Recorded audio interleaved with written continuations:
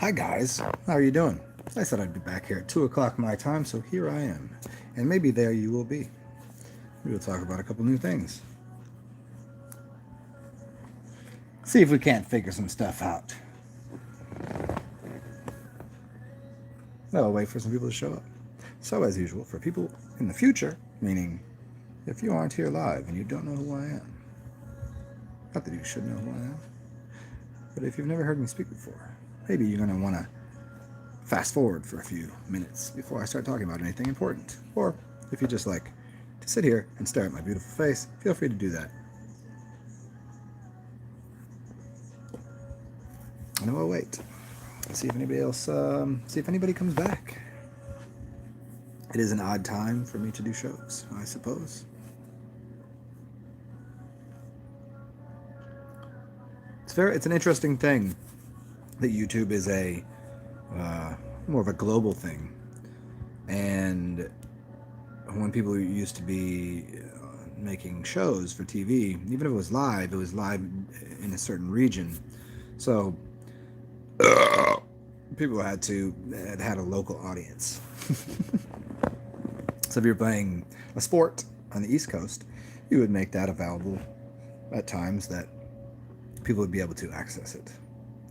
But with the internet, you can make a video anytime, and people will be able to find it at a later date. It's too bad sometimes, because I do like interaction with people. And so this might be an hour in which most of the people I do fucks with are either sleeping or working or I don't know what they're doing. They could be doing anything right now. Or they could be tuning in to what I'm going to talk about here. And it seems as though we'll talk about planes, trains, automobiles, motorcycles, helicopters, jets, air compression, maybe some nitric oxide and nitrous oxide, and maybe we'll also talk about let's talk about space. We can talk about the vacuum of space. This would be cool. This would be a fun one. That maybe I'll save for another show, or maybe we'll talk about it here and then I'll make another show with it as the title, because I think it's a very interesting question. But I've read a few different answers on. Always overwhelmingly just way too many words to try to explain something simple. But we'll get to we'll do the vacuum of space, the vacuum of the vacuum that we might use to suck up things off of our carpet, the vacuum that we produce in a laboratory setting. We will. Oh, this is not for this phone. It's for this. We'll find some things. We'll find some stuff we can talk about. But as usual, I will wait a few moments. But I do want to get into fuel and air compression. And maybe we'll get into the human body. And that's why I kind of was going to get to nitric oxide. The lungs and where strength comes from, and what lungs, how your lungs, how important they are.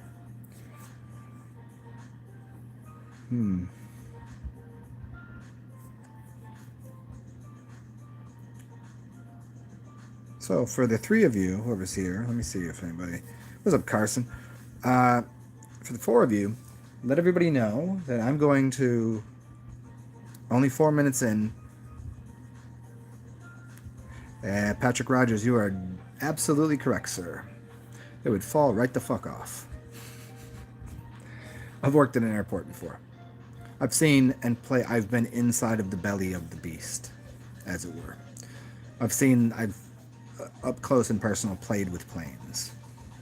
I know what they're made of. I've seen them damaged. I know how easy it is to damage the aluminum that they're made out of to keep them light. Yeah, I've done the math on these things. There's no fuel in there. the amount of um, fuel used to start the engines to do a few things is so minimal. They may have more fuel in there that they're transporting to other places. There's a possibility. You can't be sure that just because they're hooking up a gas line to something that it's not going in the other direction. Who's to say it's pushing it up into that? Who's to say it's not sucking it out?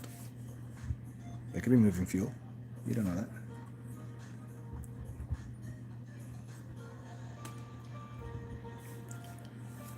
Yeah.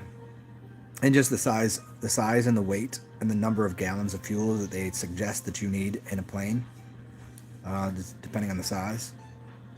The thousands of gallons. Do you know how long that would take? I've seen the hoses. I see how big they are. You know how long it would take to pump in thousands of gallons of fuel? They're not at the gate long enough. Yeah. It's air compression. Those jet turbine engines, they're turbines. There's not fuel going on there. It's not fuel. There's a small amount for certain operations. The big one. They use the gas for ground traveling. Thank you, sir. There you go. They're using the jets minimally on the ground. There's a few times, like when they're backing up, they'll boost the engines to get out the gate. You can see it and hear it and feel it. You can't be standing near the jets, but even that is mostly, starting it up and.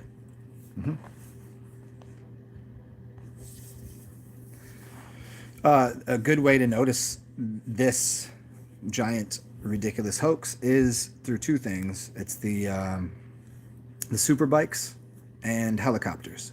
The helicopters that we should be looking at, do you know the ones that always they're built where there's nothing in the middle because it's for picking things up or like water, like to go over a forest fire, or carrying things, carrying loads. So it's basically like, it looks like this. It's just this shape, and then there's just in the front. Where's the fuel at? There isn't any. There's for the size of those things and what they're picking up and doing. It doesn't even seem reasonable. And even on smaller, like how many gallons? Where are they putting it? Especially considering, to make it structurally sound, they have to have a lot of cross beams and blah blah blah. And okay, gotta make this like that. And you don't want gasoline on those things. It will eat that shit apart. So you need to have a certain, the coating and everything and what it's made of. You can't just have gas sloshing around in there as you're doing things. It would the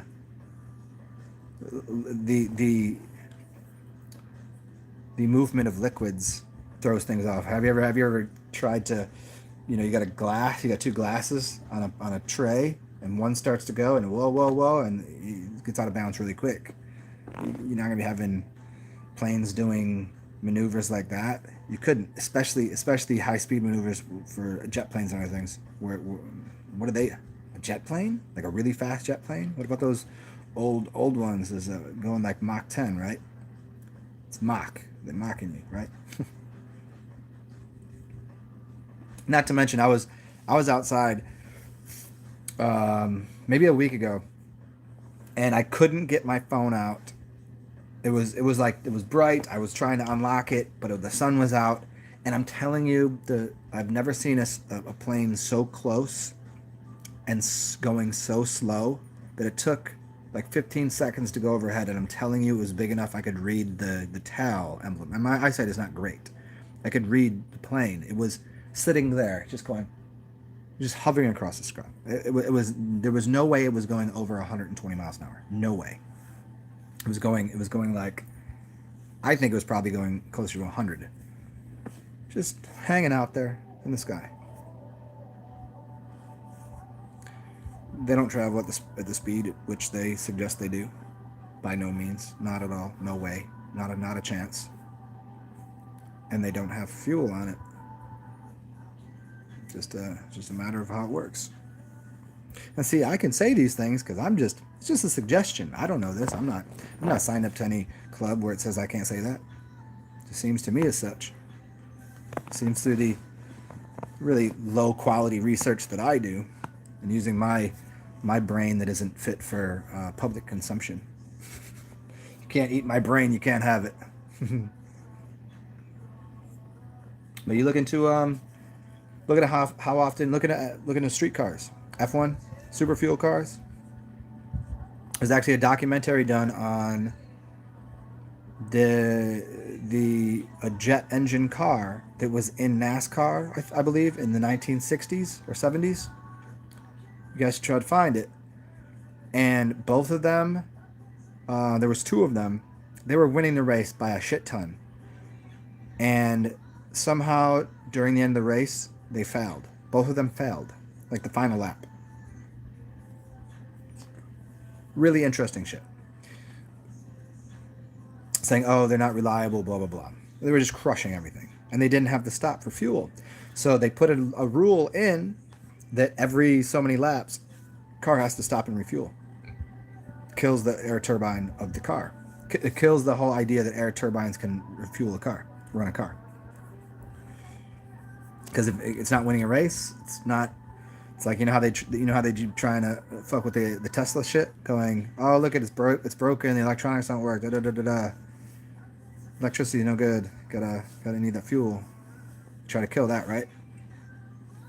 They did it with air power because that's even more of a even more free than electrical engines from Tesla's car.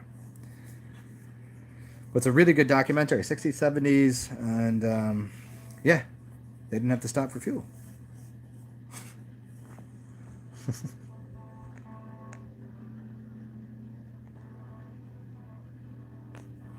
Standard Oil, man. Yeah, standardize that. Standard Oil and trains and shit, man. Why aren't trains run on? I mean, here, just look at this. Look at this simple idea. Let's just switch gears just for a second. It's not really even switching gears. Your automobile, you need new brake pads every couple of years, correct? Why? Because there's two pads that squeeze down onto your rotor, which causes friction, heat, and eating up of the rotor and the pads. These things, they break down after a while. You need new ones. Businesses. Okay, seems like a reasonable way to stop a car. Right there. Stop that. But if I go to an amusement park, what I notice is these roller coasters, they don't have these problems. Why? What are they using?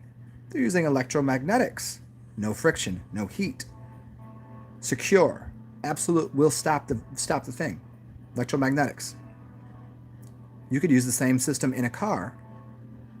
There would be no need for brake pads. No new brake pads needed. No rotors. It would just be compression of electromagnetics. Stop a car. Quicker. Easier. More intelligent. Can't have that. There's been patents out for years on tires. How often do you need new tires? How often do you ever go to flat tire? That shit's scary. That's unsafe, right? Need new tires. You know how easy it is to make a tire that will never get flat? Okay, here's the tire. Here's the inside rim. Here's the outside. Put pieces of rubber in here, around it, like inside of the just little pieces of rubber that connect from the inside to the outside. Never even have to put air in it. Get a bolt in there. Get a nail in there. There's no air to come out because the rubber is holding it. Why do we need to put air in it? So you can get a flat tire, so the thing can go bald, so you can go get new. You know. See how ridiculous this is? So you could fix right there. Those are patents that have already been out there. You could fix 3 things in a car in a couple days. Like that would improve everything. Get rid of businesses, make things safer. Are we not into making things safer for people? So planned obsolescence, that would get into computer systems, and why every 6 months everybody needs a new iPhone, and why everything is, yeah, they already have a higher technology. They just stair step you there, so they keep you buying shit. Where people used to buy things called heritage things. They would buy shoes for a lifetime. They'd buy a couch that was fucking fantastic, and they would just repair things that needed it. They would make it for like that's for that's for life. That's all you need. And now they make things. They make everything disposable. Everything is disposable. A disposable razor. Why do I want a disposable razor? Why can't I just have one razor that I can sharpen and shave? Why do I need to buy a disposable razor that will last me 2 shaves and then, I mean, not that I shave, but you know what I'm saying. Is that more convenient that I got to go back to the store every week to get more razors? You know, every couple weeks to get more razors. Just throw them out, or just clean that thing and sharpen it. So everything becomes planned obsolescence. Even music has become disposable. Music is disposable. Every year there's new music out that everybody's like, yeah. But you're not gonna, in 10 years, you ain't gonna remember any of that shit. You remember a couple of years. I mean, if you're older, you're gonna remember some of the songs of your youth. But now, music is so disposable, it's all trash. It is a formula. It's like baby formula, you know. But back to the considering the fuel thing. Well, how much fuel are they putting in these bikes that are going 200 miles an hour, and how often do they have to put fuel in it? How far are they going? How far could they possibly go putting a bike up to about 13,000 RPMs, full out, like mile straightaways, just vamp. How far are they going to get on how much gas they're supposedly putting in there? In these F1 cars, where's the fuel? There's no fuel in the front where the tires, it's all open. There's not a thing in the back. And there's just that one thing right behind where the guy's sitting. What's that? What's going on there? Formula One cars, yeah.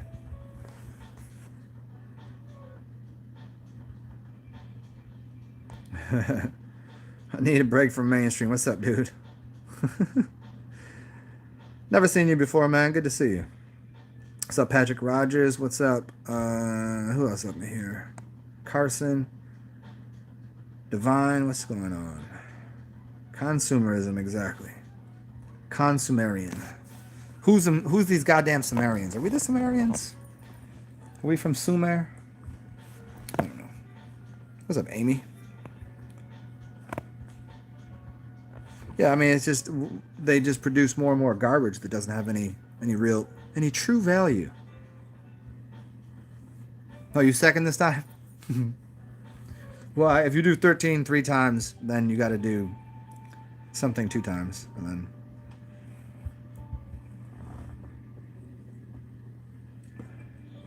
You know, it's funny. I told you guys I was gonna get up and do something in between these shows here, and I actually just sat here doing some research on something else, and I got carried away. You know how that shit works. Let me get a little pillow here for my back. There we go. All right. Yeah, the two-step the whole fucking thing. What else? Digging into some technology stuff. Yeah, the car shit, man. I mean, the car shit has always been like a thing to me. Going, how did 1920 cars get 20 miles a gallon? 1930s, 20 miles a gallon. It's 100 years later. 30 miles a gallon. They couldn't figure out how to make that better. They couldn't figure out how to make the cars lighter. They couldn't figure out how to make it easier to work on. They had to make it more complex. They couldn't figure out, like, everything's become more complicated. And just bizarre. I don't know. You need a specialist for everything. It's a specialization culture. They make sure that everything has to have a specialized. I don't know about, you got the foot surgeon, but then you got a toe surgeon. You can't have, okay, I know about leg, I don't know about that exactly. Like how? What the fuck? It's a whole system. Nobody knows everything about. Okay, people used to be mechanics. They worked on cars and probably just about anything else too. They're a mechanic. Now somebody's like, I work on engines. So you don't know anything about the transmission. Really? Okay. Gotta take it over there to that guy for that. And it's like everything has become that way. So specialized. And that's the departmentalization and compartmentalization, excuse me, of everything that keeps people from not knowing the bigger picture, which is how simple things are.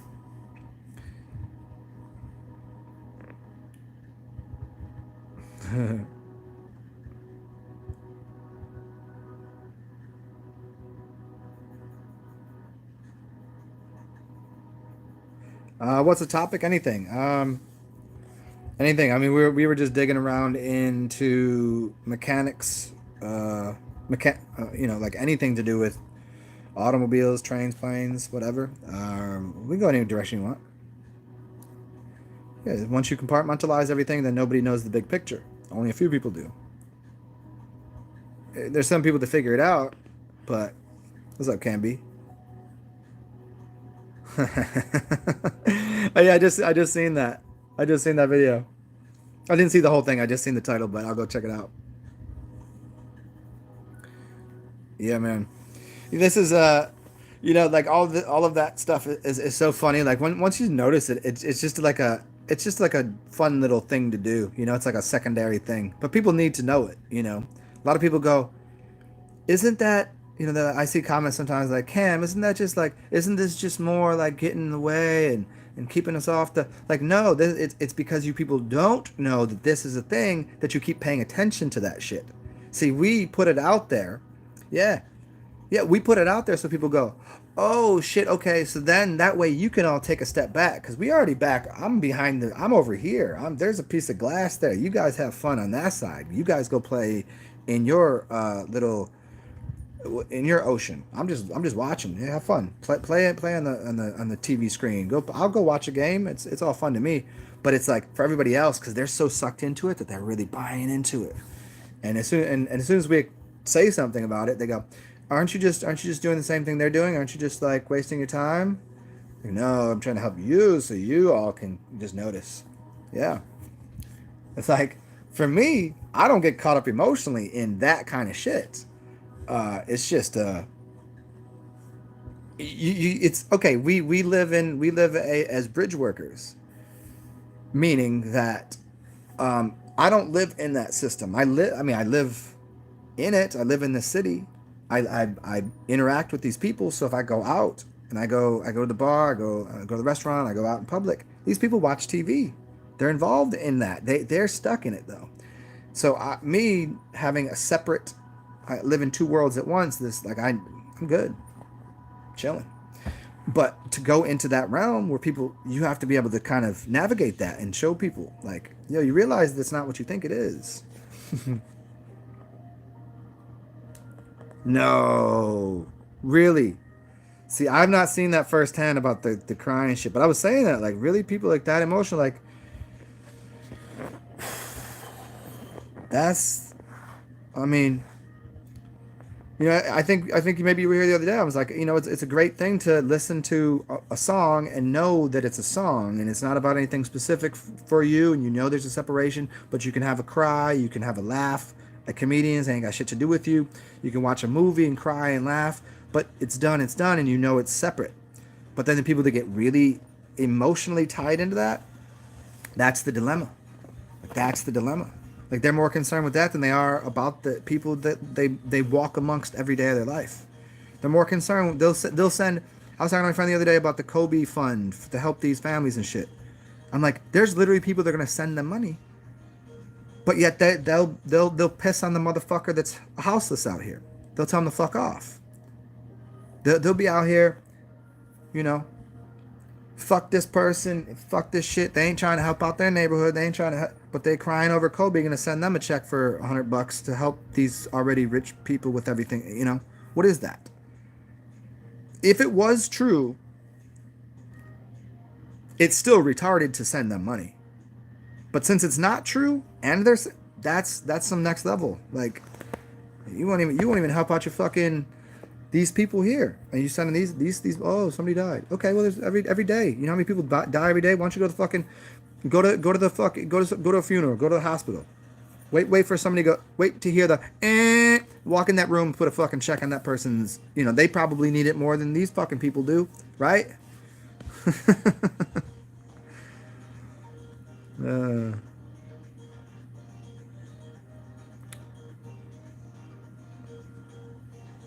um. Hey, what's up, Amy?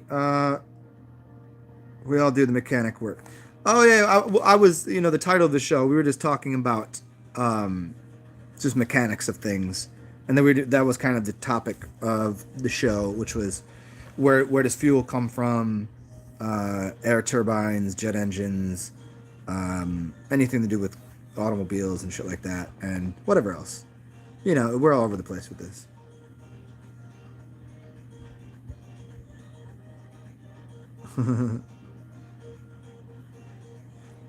Yeah.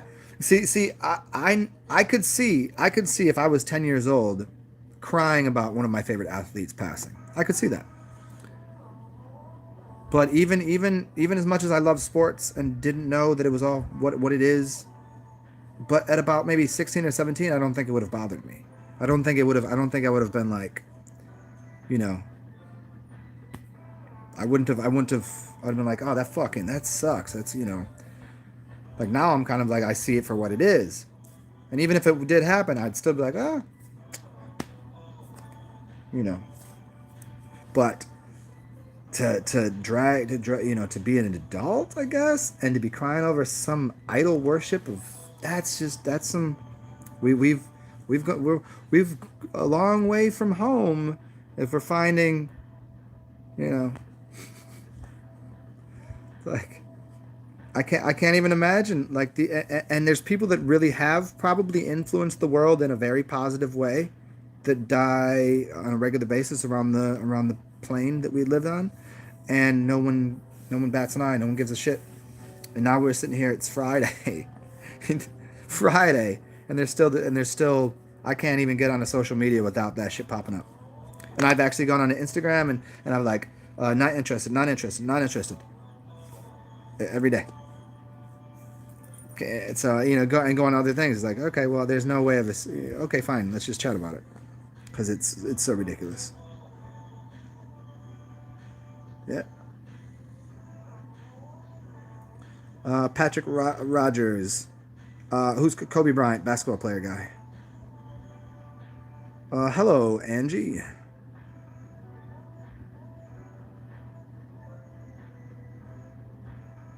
Yeah, that is the Black Mirror, man. I mean, that gets into technological magic and deeper, man. To me, it's always like, so you believe the man in the media more than you do your people that are around you that you've known your whole life. You take their word for everything. I had I had gone. I'd seen some of my. I wouldn't call them my family, people that raised me. Let's put it that way.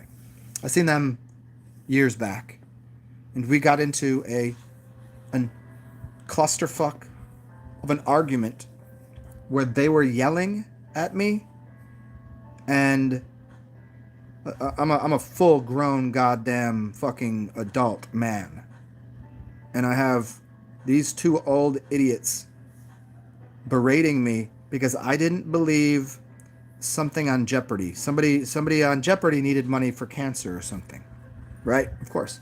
And I was like, I told them this. I was like, no, that person. How do you believe that person is that? And da da da da. And I'm like, that is. And then they're so mad. Google something. See, it says it right there. It says it right there. And I'm like, I don't believe that.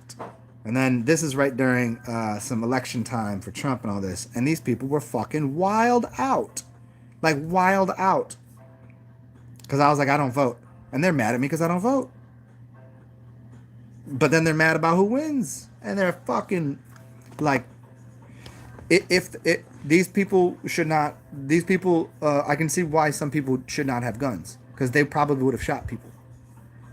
Like, the emotion and the rage that filled them over the television screen was outlandish. Luckily, what I think the influence of all of us having some sort of say on YouTube and all of these other kind of smaller channels is that people are starting to become a little more aware that just because it's a big conglomerate of something and they're saying it more and they're saying it louder doesn't mean it's true. And in fact, it's probably false if they have to say it more and that they say it louder. And they're starting to recognize that. the the revolution will not be televised. Well, it kind of will be a little bit. It's kind of micro televised. How's that?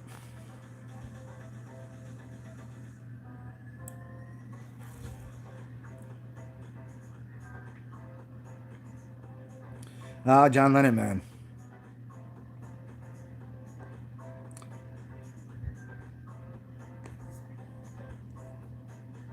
Fredzo.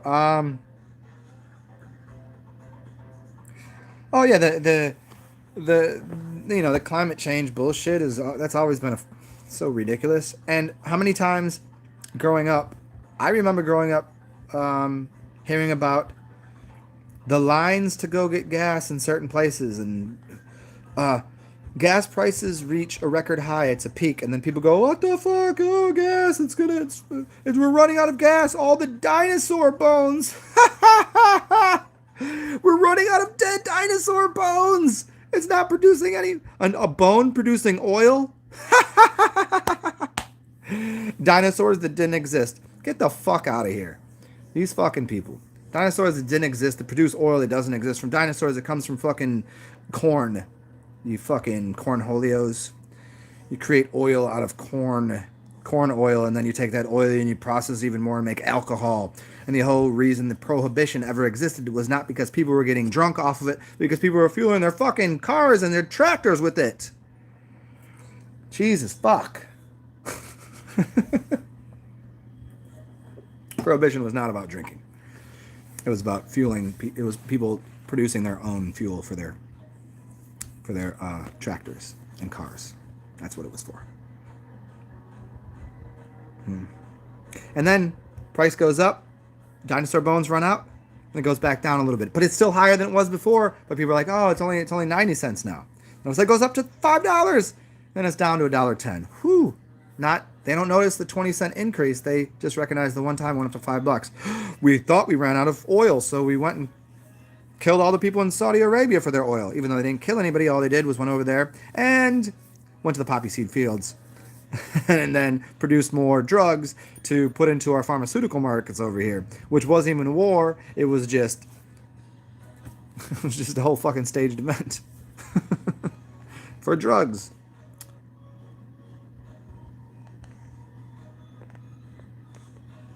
Hey, Divine Hazel, I'm on social media. You're not gonna believe me? Good for you. Don't believe me.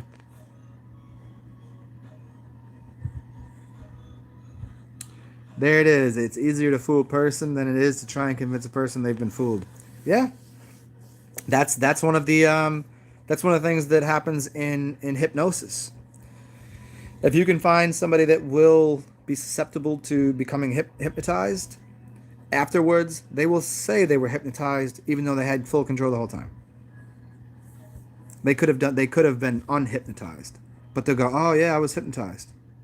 No, you weren't. I mean, they were, but they weren't. There's levels to the depth of hypnotizing people, like TV and depths of hypnosis. But the general hypnosis is very much, the person will say afterwards, oh no, I was hypnotized, even when they were aware. I don't remember. I don't know. You know, that's just because they'd be too embarrassed to say, oh no, I could have. I was just going along with the act. I was just going along with the play that they were putting on. That's a fact.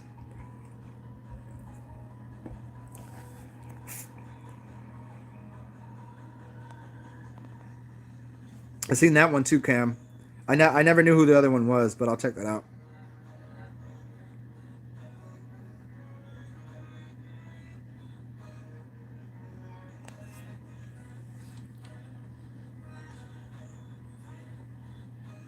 I ain't social. I'm a social butterfly. What are you talking about? I'm the most social butterfly you know. This is.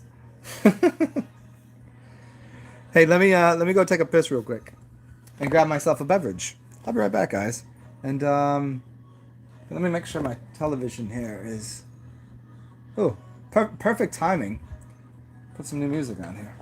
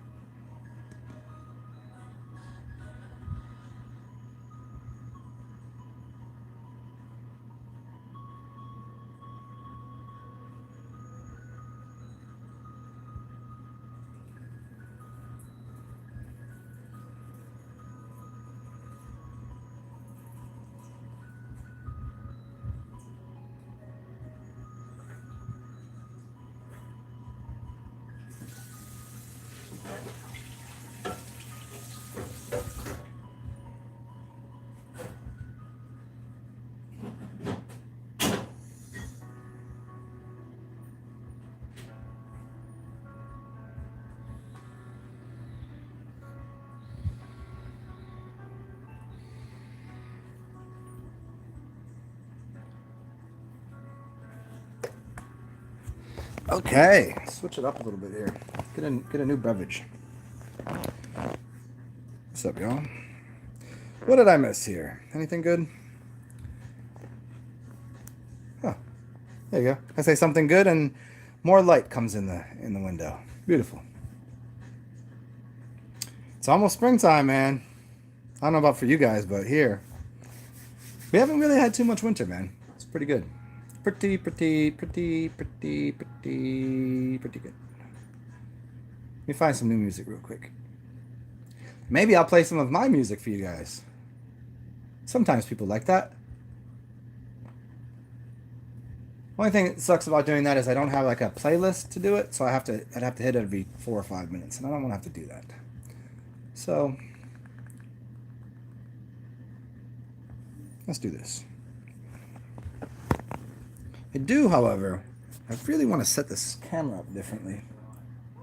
What can I do to do this here? Do. Let me do the do. Let's try this.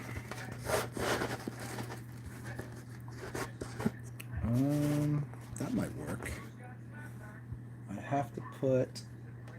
No, that's not gonna work.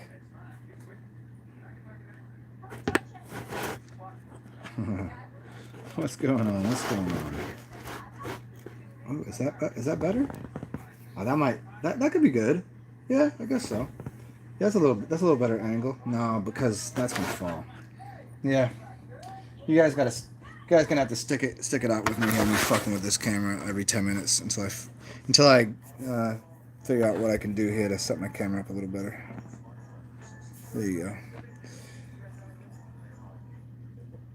You get the standard this side of my face here, unless I put it over there. You get this side. I don't know which side's better.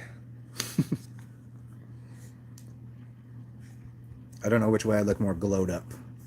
Let's see here. I can glow myself up this way. Is that glowed up? Ooh, dance party. Well, I told you guys a while back I was gonna put this on and always leave it on this because I like this so much. But I'll keep it with normal. We'll normalize this oddity, excuse me. Yeah, in a second or two, because I don't want to have to be fucking with my phone every 3 minutes. Give me a minute. Let me get situated here. What's up, Jeremiah G? Patrick Rogers, the prohibition. Well, yeah, there was that. I mean, that was secondary. That was secondary to the cause. The tax was secondary. The primary was what they were using it for. They made it look like They made it look like it's because people were drunks, and it wasn't because of that. It was because of people were free to make their own fuel for their vehicles and their tractor equipment. It's overtaking farming as well. Just the same as women's suffrage, women's rights movements. When you look into that, it has nothing to do with freeing women so they can get a job. Nobody in their right mind wants to go get a job working for the man. But that's what they spun it as. And this is thanks to Freud and his cousin Edward Bernays. Mostly Edward Bernays, who came over to America and started this whole torches of freedom. It was to get women into smoking, and that smoking, while that was just a nice little flux into the whole tobacco industry, that was a nice uptick to them. That wasn't the primary reason, but it was so that they had torches of freedom, and that helped to empower women to want to go get jobs. And what that did is it took the median pay of a man, which let's say was a $10,000. I'm just going to say $10,000 here. It wasn't. It was way lower, which had the buying power of $10,000.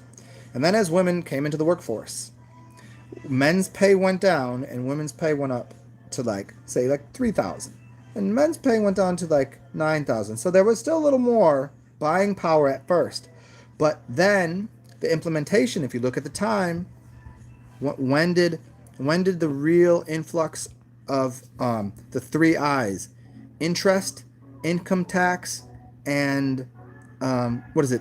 Interest, income tax, and inflation.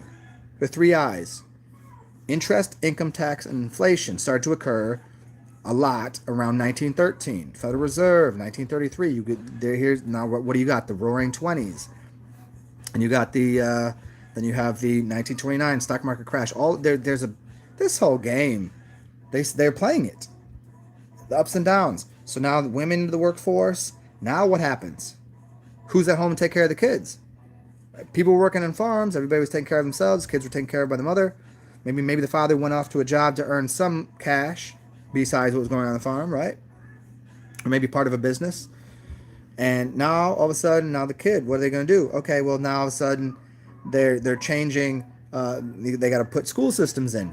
There was big wars going on. Literally, a lot of the wars that we hear about were not wars like you think they were. They were wars of people with their farms trying to keep their kids at the farm, at their home, to take care of business there, and then the states trying to get them to go to the school system to indoctrinate them. That was the big thing. And that was all going on at the same time. Now you got all these schoolyards, school systems, where these kids are because now the mother's at work, no mother there, father's off doing something. Where's the kids gonna go? State takes over the kid, puts him in school. You see how this all works? It's a very logical progression. It's very easy to see, and to understand those, you'd want to watch the. I think it's called The History of Self, is one documentary. The book you're going to want to read, I would start with anything John Taylor Gatto in the smaller versions, Dumbing Us Down, The Fourth Purpose, and then read The Underground History of American Education, and that will blow your fucking brains open. And although it is a little dense, and he writes very, very, he's a great writer. I like him.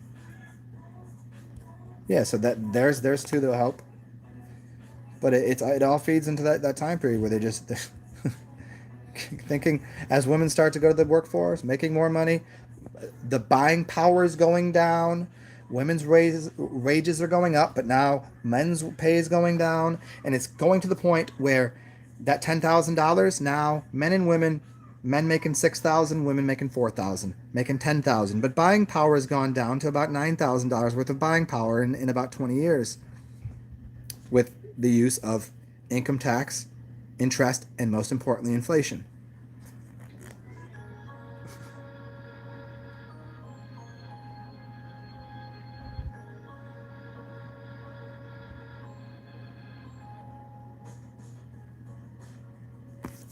Amy, of course.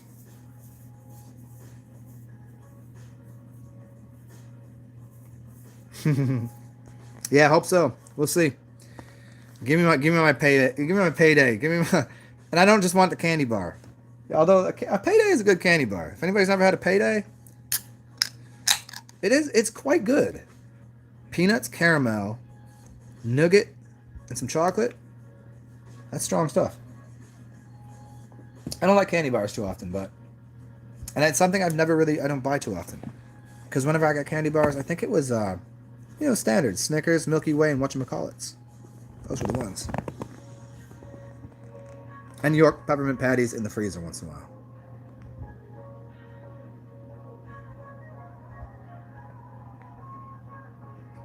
And of course, Amy, you're welcome. Patrick Rogers about some daddy day. Yeah. Oh, and then the new business of daycare. Thank you. And that starts up. You want to go deeper with that? That starts up the Gerber program. You know Gerber, the preschooling shit. That's connected to a lot of the. I mean, we could tie this into the orphan trains and the mud floods, and connecting that to a lot of what you'd see as the adoptees and the orphans, and what programs they came through and where they came from. That's a real deep study, though. I don't think I have time or energy for that right now.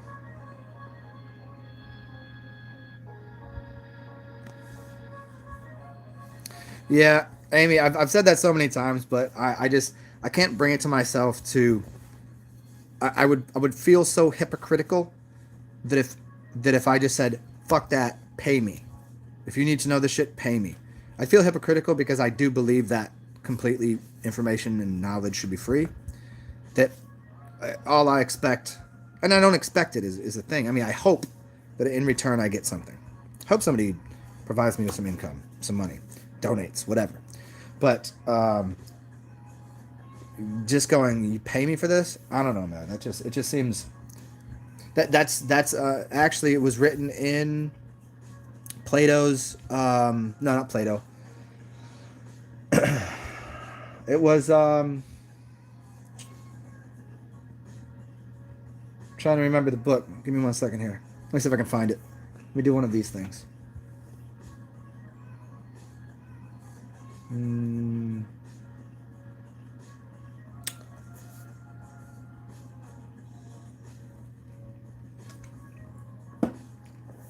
I'll remember the book in a second. It would take a while to find it, and this is a book written a long time ago, and it was not Plato. But he said basically that the moment that you start paying teachers is the moment that knowledge is become hijacked, essentially. That, like, you teachers shouldn't be paid a wage. They should be taken care of, not paid a wage. Because that then that attaches everything, especially the underpinning for that is because, if I can make this simple, it might be difficult for some people to understand, but an exchange system is fine, even if it's money. But because you live in a capitalist society that has the effects of interest, inflation, and income tax, and you have a leveraging system that's there, that you have banks that produce fiat currency, because of this leveraging system that occurs because of capitalist societies, the power of the dollar changes the value of the education. If everything was straight across the board, maybe not the best way, but it's better than, like, you'd say, oh, that's communist. Well, see, that you can't really use the terms communism if you have a society that uses an economic system which derives its value from currency that can be manipulated. If it's all maintains, if an apple is always an apple. An apple should always be worth an orange.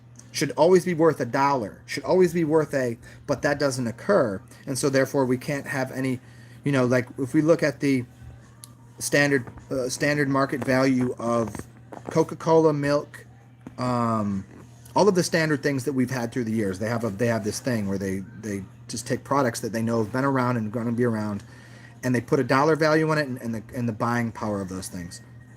And we notice that the dollar and the value of those things changes and fluxes. So how can that be when we know that the value truly of an apple has always been what an apple is worth? If you're hungry, an apple is going to serve you the same way it would have served you 100 years ago, in the exact same way. But we live in systems, and this goes farther into using economics. You can't have a fully communist system or a socialist system that has any kind of monetary system that isn't always stay 100% flat.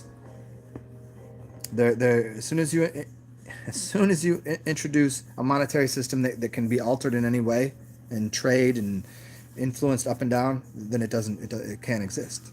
Capitalism is one of the most disgusting things society has ever seen. Period. Does anybody disagree with that? The only people who disagree with that are people that are controlled, that are really dumb, and they believe that competition and capitalism creates growth. It's idiotic. And the only other people who do that is everybody that's rich. Anybody that has money will tell you that. And they're the ones with the biggest mouths, with the biggest mouthpiece to say something, so anybody just repeats it. Even the middle class, and even the working class, and the poor will repeat that shit. Because they have no idea what they're talking about.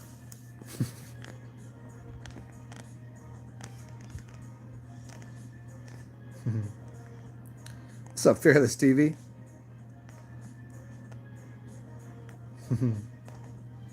What's going on, Cam? What's up, Fearless? Good to see you, man.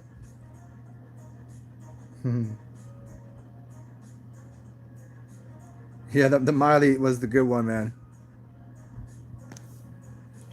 Yeah, the power moves from money to knowledge. Let me read this last one here. There you go, Amy. Exactly. Everything has its value based upon your local environment and what you're doing. You said it as simple as possible. If you're a king and you're thirsty in a desert, you'd trade your kingdom for a bottle of water. Yeah.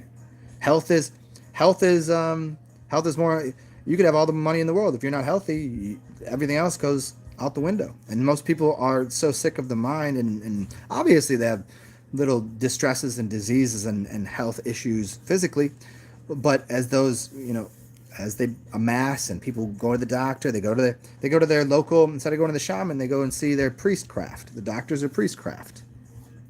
Go listen to the go listen to the man. Look at what they wear. They wear a white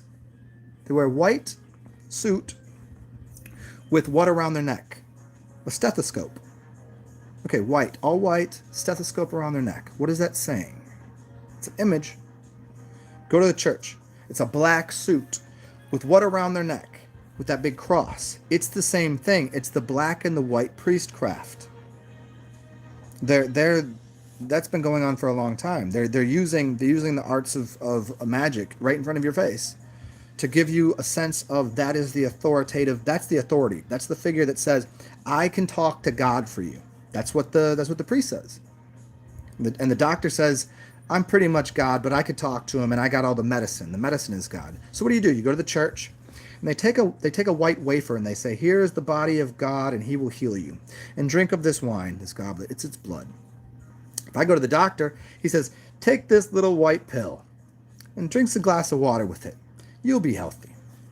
They're doing the same exact thing. And what do? Here's the coffer. After you go to church, put some money in the basket. You got to come back and see me every Sunday. Come back and see me every Sunday. Put it in there. Doctor says, you'll be fine until next time you're not fine. Here's your bill. Pay me. And you'll come and see that doctor again. Hey, come back for a checkup in a couple weeks, couple months. You're going to be paying for that too. Any way you look at it.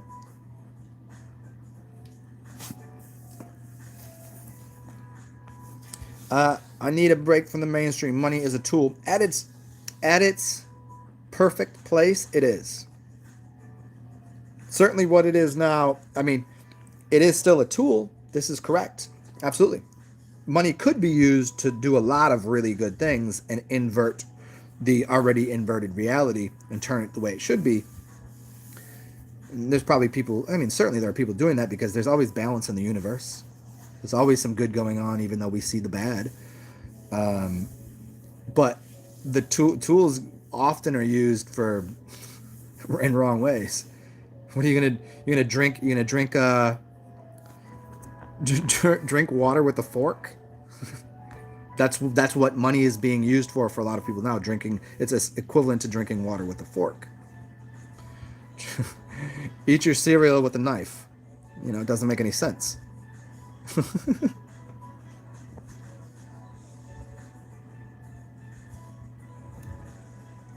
So we've covered a lot here. We've done some economics, some school system, cars, energy, devices, airplanes. Well, I said we might get into the human body, how the lungs are more important than the heart is. The heart is not a muscle that's pushing blood through the body. Your lungs do that. Your lungs are pressuring and depressurizing your entire body. That causes the electrical pulses and the magnetic pulses that are going on in the heart and the brain to work. The lungs are the primate. Why do you think they're so big? You'll breathe different if you breathe different. Your heart will beat different. You could change it and electrically pulse and magnetically pulse your heart and maybe get you to breathe different, but breath is life, and that's the whole, I'm trying to make the analogy into automobiles and airplanes and helicopters and everything as well, because they're all run on air compression. Go to the gym, blow out all your air, and pick up a weight. Don't breathe. See what you can do. Tell me how strong you are. Then go in there, take a deep breath, then pick up a weight and see what you can do. Because you're compressing everything in your body. You're making your muscles more rigid, and you're putting oxygen. That oxygen is what's doing the work. Just like in airplanes. It's compressed oxygen. It's compressed air.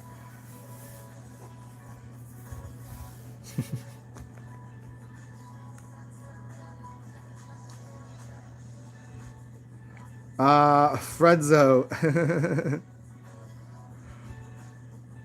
Money is Satan's power over humanity. Maybe kind of a little bit. I'm not into shitting on Satan. I'm not into that at all. I'm God and I'm Satan. It's pretty easy to me. It's not. I don't divide the two, especially if you consider God created Satan. If you want to play that game, but I don't play that one.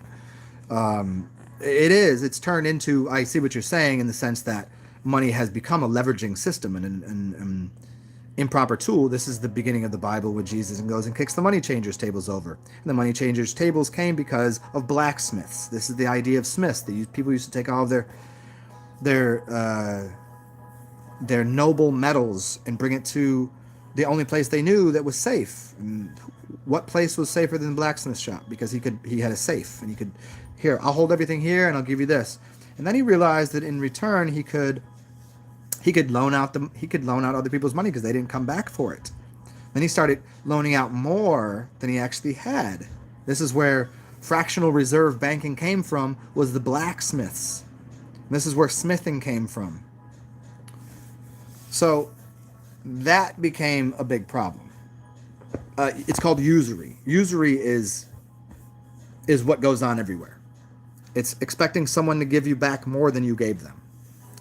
If someone gave me a seed, if someone gave me an apple and expected back more than an apple in return, that might be a good idea because I can plant those seeds and give them an apple tree and I can bring back a bushel. But if someone gives me $1, it doesn't quite work like that. Because most everything that's produced in this world isn't regulated upon an actual physical seed that's growing something. I can't take $1. I can't take a pill. I can't take a tire from a car. I can't take an engine and put it in the ground and expect something to grow from it. The only thing you get from that is something that is actually a living system, fruits and vegetables, and humans. You could to a degree, and that's what they've used humans as a mechanism too. But we won't get into that today because that's pretty. Everybody knows that game. But the idea of money, it just become being used as a leveraging tool is an evil-ish thing, right? It has become. It shouldn't have been. It could have been. It could have stayed equal across the board, but somebody gamed the system, as it were. I mean, it does suck because there is a certain requirement of it.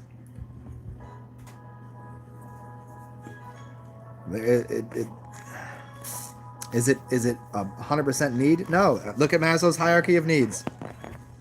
I could throw that in anyone's face. Maslow's hierarchy of needs. Nowhere in it does it say money.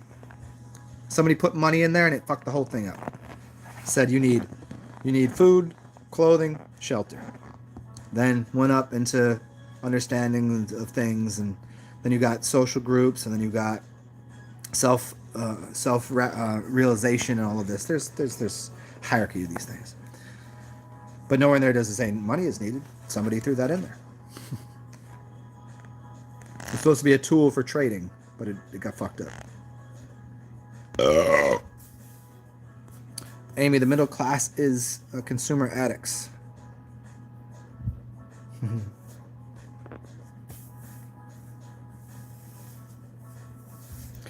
Rich people's, yeah.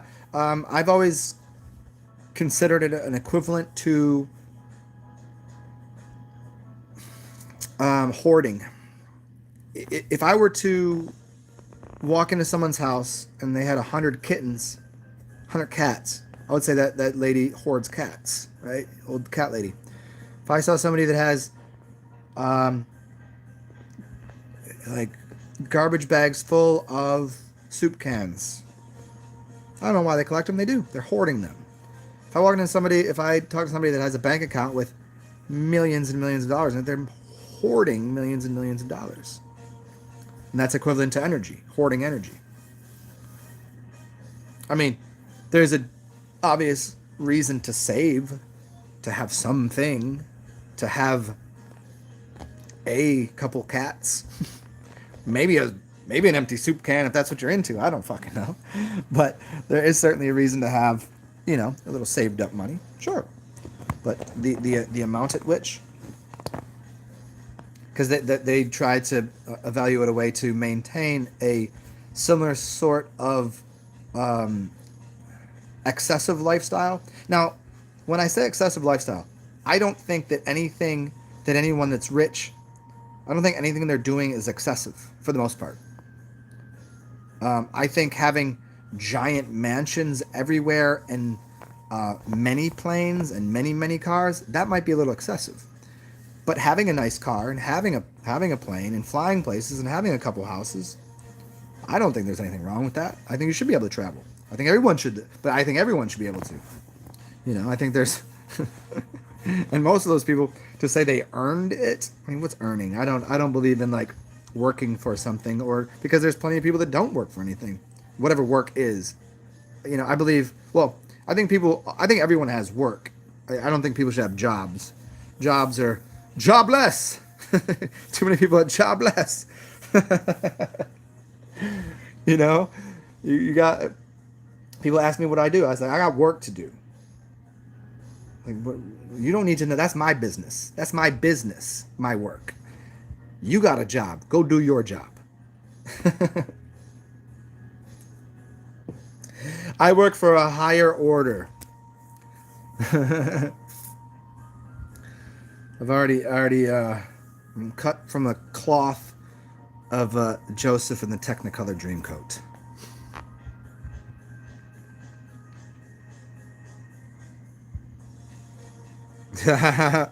I jobless, boy.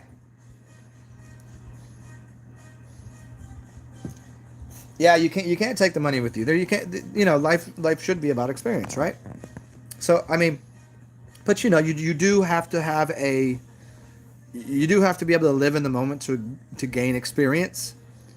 But to sometimes you need to save up a little bit of energy to get to whatever your next thing is. Think of it in the same way, like if you've been out doing shit all day, you need to sit down and take a nap, meditate, relax, chill, and wait a couple days. Like sometimes I go out on Friday night, go on Saturday night, out Sunday afternoon, Monday, Tuesday, Wednesday, I ain't doing shit. I'm good. Sometimes, come on, it's Monday Night Football. No, it's not. It is Zen sitting on a fucking couch night football. You know, I mean, I don't have time, I don't have energy for it.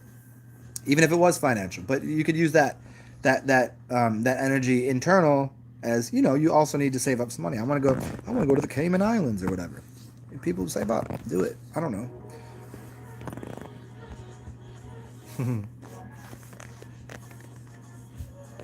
Oh, there we go.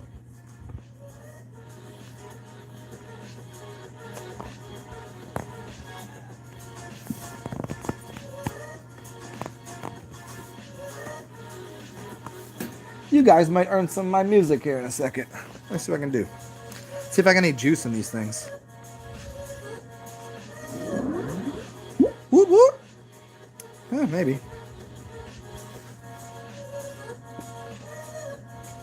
Let's see what's going on here. Because I've been listening to this channel for days.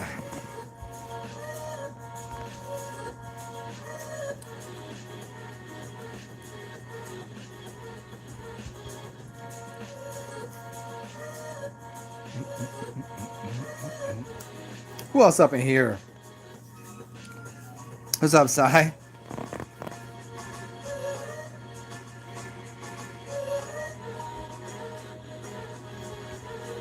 Yeah, didn't we talk about this a while back? You said you want me to host an event there? What you said? Take people on a shamanic journey? That would not be my area of expertise, though.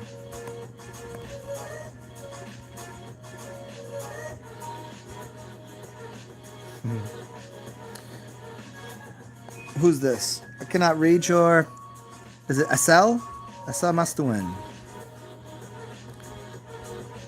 Mostuin. Asel Mostuin. Why do I want to say it that way? The name is coming off as either Asian or Latino-ish. Like maybe Eswell? Isel? Dutch. Okay, well, fuck it. What do I know? Everything's fucking Dutch to me, man.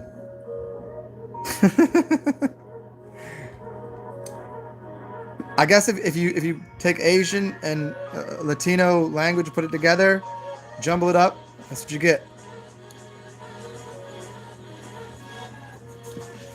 You're like...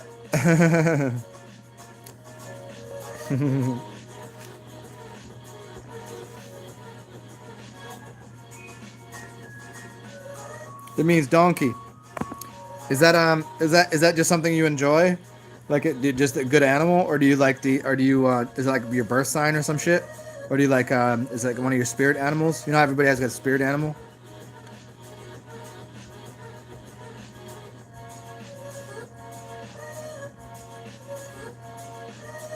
Yeah, just name, just fuck it. Yeah.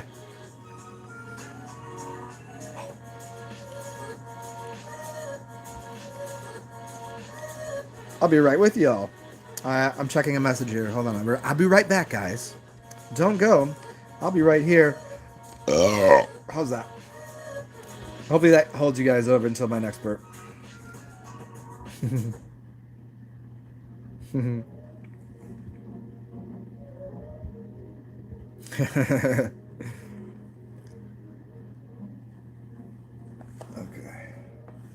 Okay, I'm back.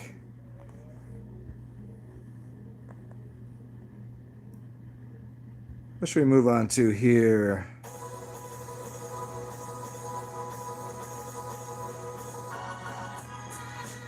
Oh, there it is. That shit right there. A stork? Funny enough, I looked that up a couple years back. Because, you know, it's always connected to the baby. And there's also a couple other connections. You said you saw one? Or you had a dream of one. You saw one. Give me a second. Let me just refresh my memory with one thing here.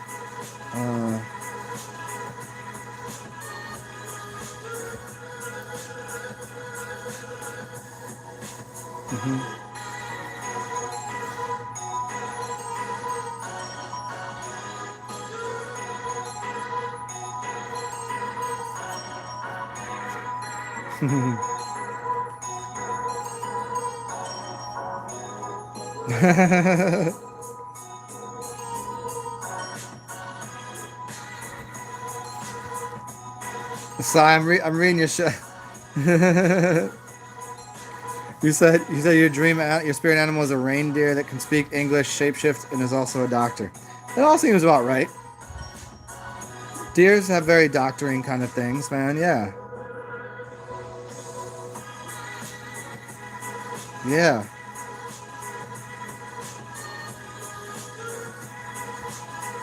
Turn this down a little bit so I can see what we can see about this storky thing here.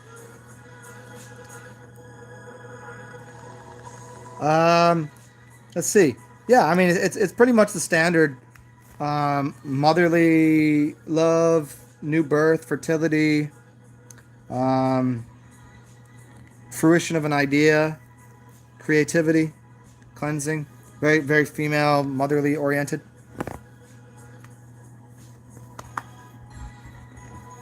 So there you go.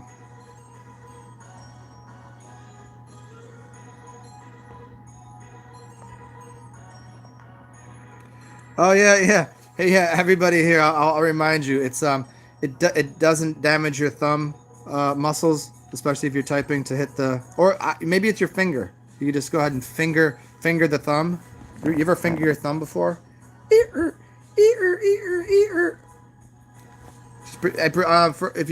you're a dude, pretend my thumbs up button is a vagina, and stick your finger right in there.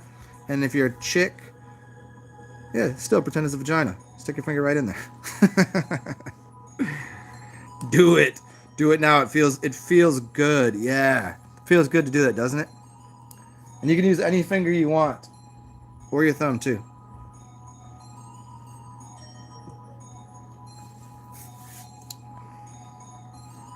Thanks for thank you for reminding me, Patrick.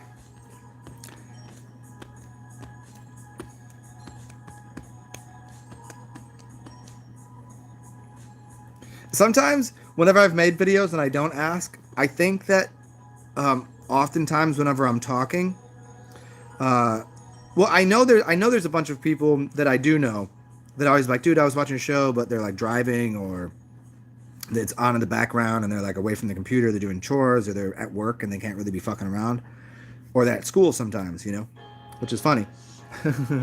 This is the real school. But sometimes I think I'm talking and they're so like hypnotized, and I don't mean to hypnotize people. That's not my. I know sometimes I do something with my voice that is hypnotic, but sometimes I think they get in there and they just forget that there's a button they could push to help my channel out, so I can make that big money off of them AdSenses, because I made a total of $5.46 this month alone. That's gonna get me I don't know. What's $5 gonna get me? Working hard for $5. It's like, shit, I could go I could walk out the street corner and in 1 hour earn more than I do than talking on here for hours on end for a month.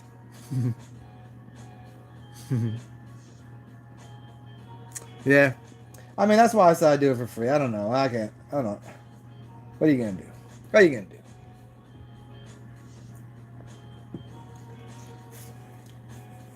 I wish I would have maintained my business mindedness and my I would say how I could design and structure things to turn this into something that is a business, but that to me takes away from its integrity a lot. I mean, it's integrity. I think because people see it differently, and because for me, it will take away from how I'm doing it. Because I won't be able to just get on here and be like, all right, here's what the fuck's going on. I'll be like, do I have a booger coming out of my nose? Am I wearing the right suit? How am I looking today? Do I have the right thing on? Is everybody okay? Uh, 3, 2, 1. Okay, professional. Ready? Today we're going to be talking about how the dolphins and the eels once were mating in the back. I don't fucking know, man. There's other things that I could put together and run as a business, like a storefront and shit. But like doing it this way, for me, it's just I'm just out here talking, yeah. Fuck do I know?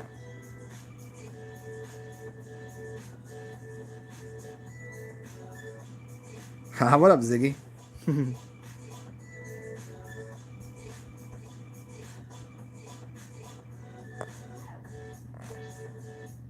I know, that's right. There you go. Them cocksuckers will support those fucking rich people. That's right. But I'm out here grinding, man. I'm grinding. And they can't part with the buck for me, but they got 10 for that shit. Fuck out of here. Fuck out of here with your Kobe jerseys. Clown ass motherfuckers. That's for real. He can throw a ball through a hoop better than me? Good for him. He can't anymore, can he? Ooh, got him. Except he's still alive, and he's still playing in the NBA. Imagine that. Goes by the name of...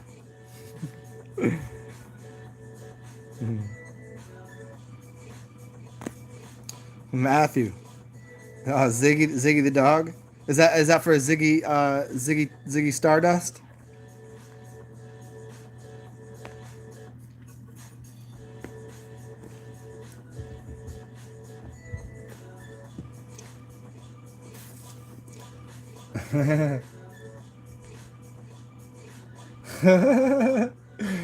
See me, my comedy is I want to make my next show just be called "If You Gave Money to Kobe, You're a Fucking Idiot," like that Kobe Fund. That's what I want my show to be, just completely.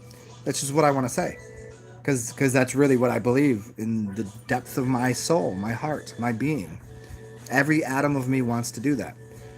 But is that uncouth? Is that offensive? Of course, anything you say is going to be offensive to somebody. I just gotta be motivated to be in that mental space. It's just so silly, man. Ugh.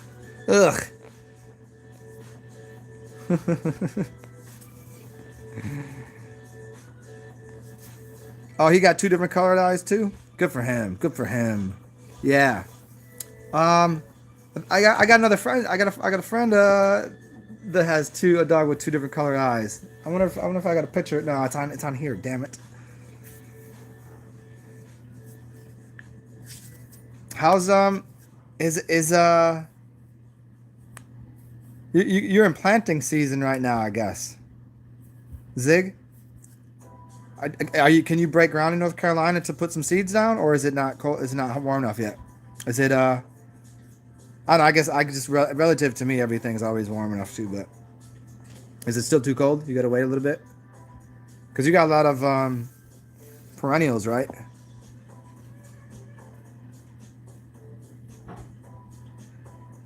And speaking of, did you plant that root last year? The seeds that I gave you? Because I forget when I sent it to you. Nah, still okay.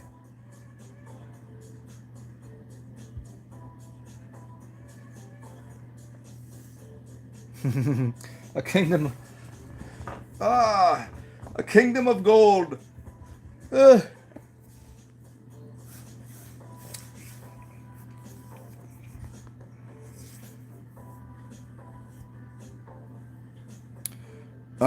The Obi-Wan. Oh, there you go. Kobe-Wan. Yeah, Obi-Wan Kenobi. Yeah, there you go.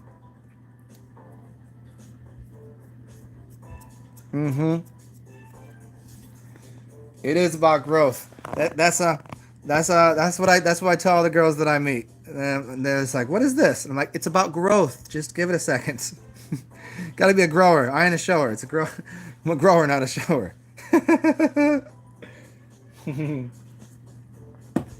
Just give it a moment, baby. I got you.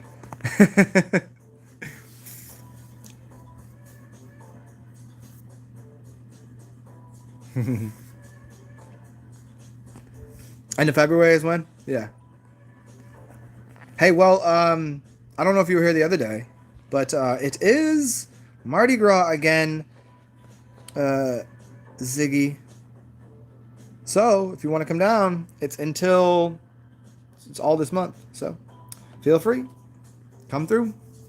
Lots of fun, dancing in the streets, drinking in the streets, music everywhere. Or you can wait until French Quarter Fest, which is awesome. That's 20 stages of music for like 5 days. I don't know if it's 5 days, 4 days. I'm a knower.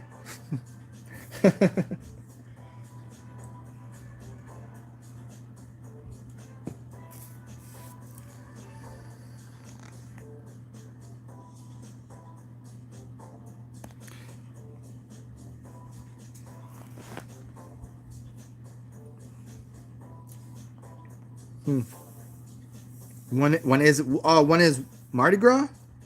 Tomorrow is the first major parade, and then let me look at the schedule.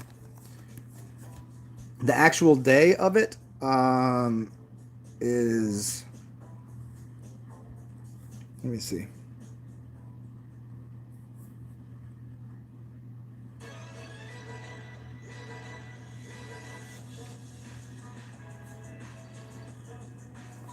Hmm. 1 second, please.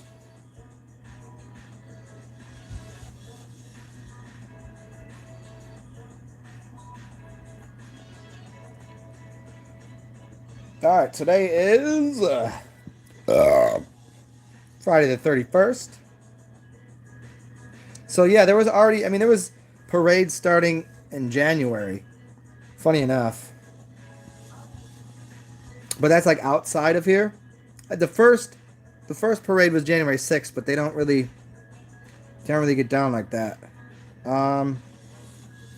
So today or tomorrow is Chewbacca's, and then next week is starting the 7th. It's major. It goes hard then. And it's the Crew of Boheme on Friday, and the 8th Crew de Vue is awesome, and then Crew Delusion and Poseidon. And then Sunday, there's a bunch all over the place. Nefertiti, Rex, Perseus. And then the following week, Ocean, Cleopatra, Eve. And Saturday, it's a fucking bunch ton. Choctaw, Pontchartrain, Fret, Sparta, Pygmalion, Chifunct, Olympia, Nemesis. The Crew of Barkus. It's a whole dog parade. It's awesome.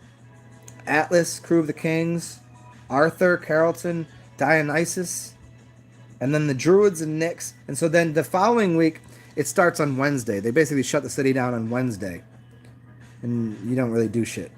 Starting on Wednesday the 19th, there's Druids, Nyx, then Babylon, Chaos, Muses, and then there's Bosom Buddies and Coup d'etat, which is a miniature parade. It's hilarious.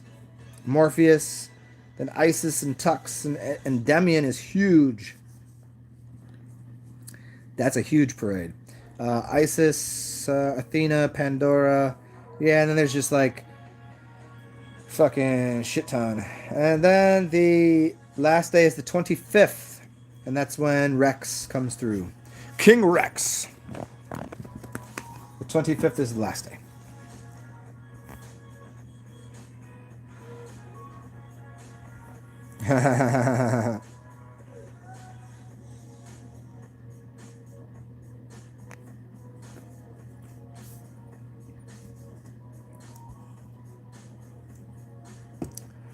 Yeah, Amy, the old axiom, which is if you chase the goddess of money, the goddess of wisdom will run away. If you chase the goddess of wisdom, the goddess of money is soon sure to follow.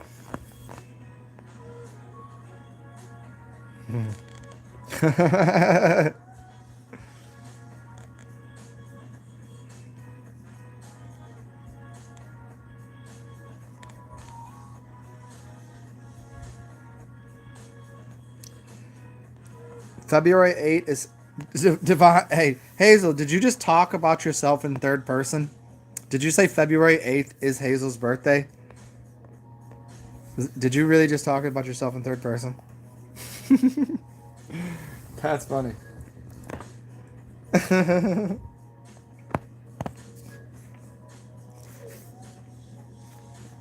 What is today? Okay, you got so 7, 8 days, 9 days, 9 days.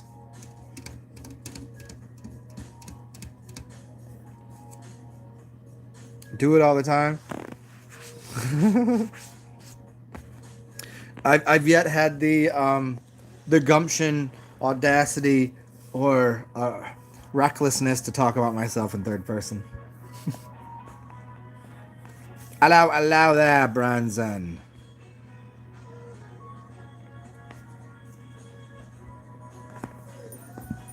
Path of wisdom is fucked sometimes.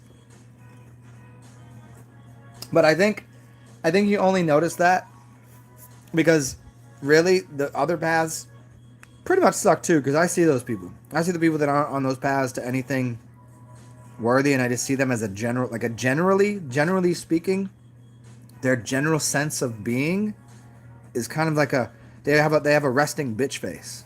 They got the RBF. They got the real. They got that. Everything about them is like. And they always got kind of an attitude where it shouldn't be.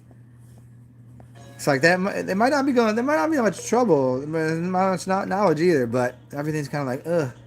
Or at least, if you're on that other path, you kind of could go. You can kind of do this right here.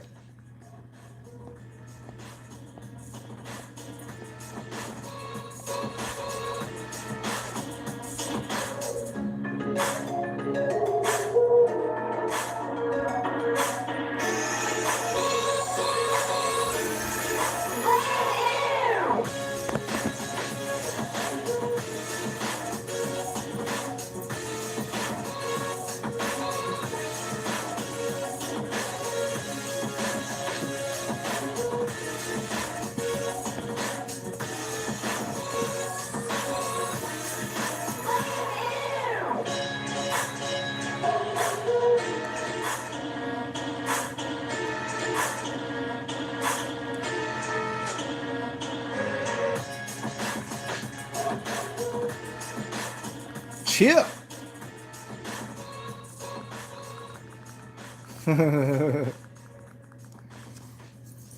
I always wonder about people that you know how when you get around I don't know who you all y'all, I don't know what kind of people you hang out with, but you notice the more it's usually like I'm trying to define the type of people, but the type of language they use, and how far off of a derivative it is from what you'd call standardized English, white people talk, you know, into like making sounds that are just a little like different, that are like, what the fuck? Maybe it's a word, or maybe it's a word that's kind of like, whoa, like, you know, like deep Atlanta, deep in the, like, there's some Houston, Atlanta, New Orleans, New York, Philly, Chicago parts. Like, people, you're like, what the fuck are they talking about? Because but if take that to another degree, what would you sound like if your language, you had to figure out a language, like if your natural language, what would it sound like? So like what you sound like when you get tickled or kicked in a shin, or you know, or you're like having fun, or when you're like angry, or like, I don't know. I mean, I wonder what people's natural sounds would be like. And some of those sounds get locked up in people into trigger point therapy, where you can release tension. I mean, If you really know how to make somebody, I don't mean make it sexual, but like making somebody moan is getting something out of them, and it will change their speaking patterns completely, sexually or massage or any other way. Like if you can adjust a knot, if you can adjust the spine, get blood moving in a different way. People have different movement patterns, different speaking patterns. Their tones change, the way they sound. I think you'd find that you probably sound differently, more different than you think you could have from like 10 years ago. Did you sound the same way? Did your did your voice have the same kind of quality? I mean, maybe I just see it because there was a time I didn't like the sound of my voice. It had nothing to do with what I said, or like it was just more psychological and just like, oh, I don't like the tone of that. And then somewhere I was just like, I fucking love the sound of my voice. It didn't make me talk any more or any less, but it was just and I also noticed somewhere in there that my voice, it's totally different. It doesn't sound any. I think my friends would like from years ago. I think if I were to speak, most people would still go, "Really?" Oh, okay, yeah. But most people, how much does someone's voice change through a lifetime? If you could look at that, you obviously you grow up and okay, puberty, and then maybe you do these kind of things. Oh, maybe you smoked all your life. Maybe you did this. Maybe, I don't know, you could have a couple things. Maybe you talk a lot, and it's going to adjust the vocal cords. Maybe you have strains in certain parts of your body. But like how much someone's voice changes and what it would sound like organically without all of the language that is underneath it. Like, how do you talk to animals? Yeah! Yeah! Oh! I don't know. I just... What are you doing? Are you in my face right now? Are you in my face? Do you want some snacks? Yes. All right. The dog is requiring my assistance with snacks for her mouth. You want some foodies? Yes. Oh, you want scratchies and foodies? Yes. Okay. I'll be right back. Let me give this dude. Come on, doggo. Come on.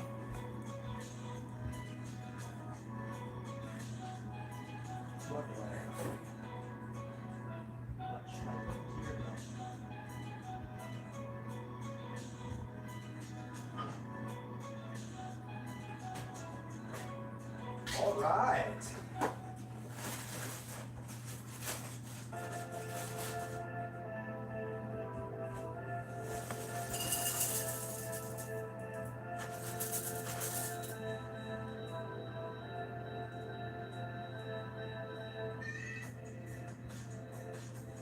Oh yeah.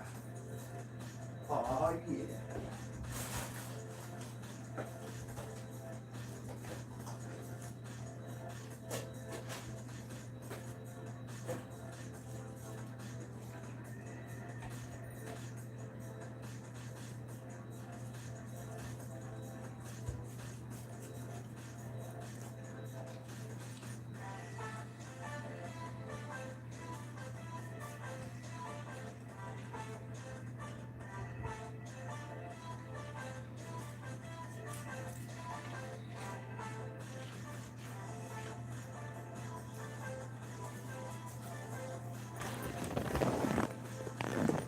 Okay, we're back.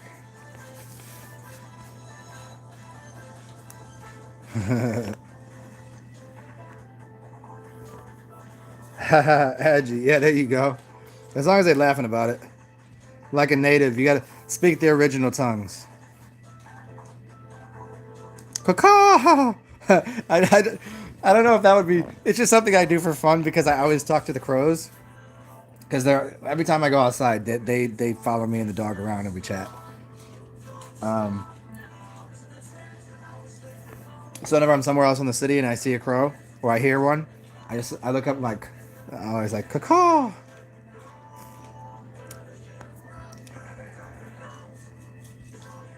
The Scratchy's booties. Nope, she's good. She's having a yogurtini. It's like yogurt and some yogurt and some cereal, and then I'm gonna give her some chicken jerky, and then we'll see. We'll see what she wants next. Oh, seagulls.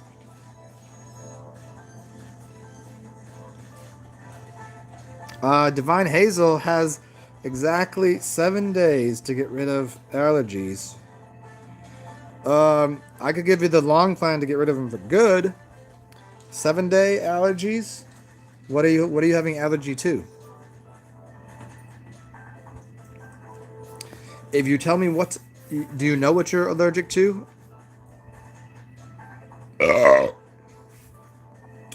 Answer me, riddle me that.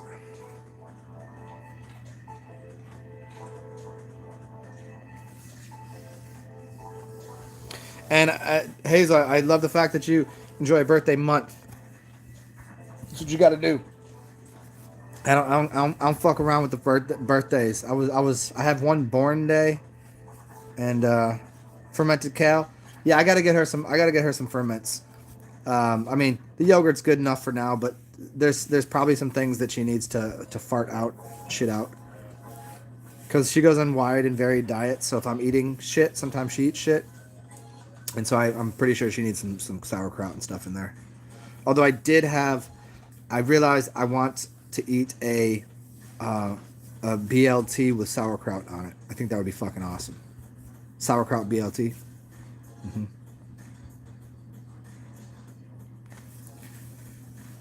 Yeah, kefir is just more watery, right?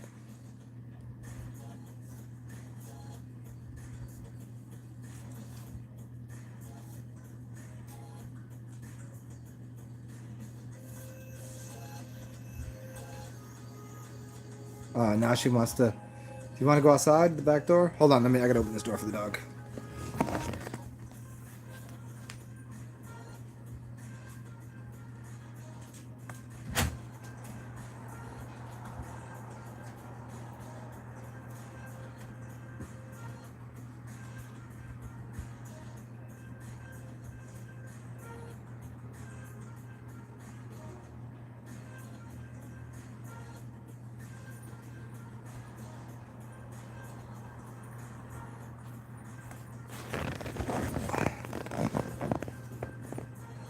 Oh no, that's right in my eyeballs.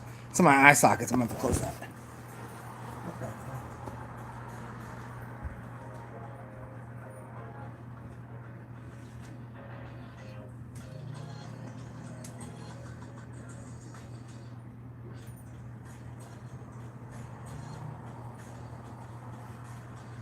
Oh, much better.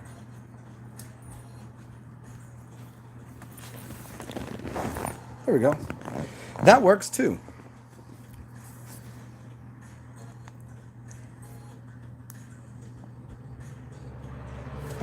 Brand Zen, the upgrade to that is get yourself some mango pulp. Mango pulp, and make yourself a lassi. A mango lassi. Basically the same thing, just add mango. And you're golden. And depending on the sweetness level, mango lassi, yes. You can add a little honey, depending on what kind of mango you get, if it's sweet enough. They tend to add salt, usually black salt. But Irie.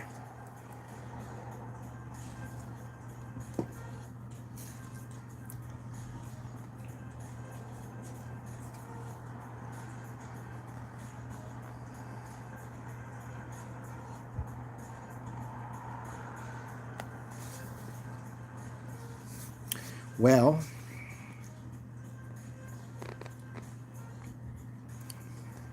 I may take another time out here. What time is it?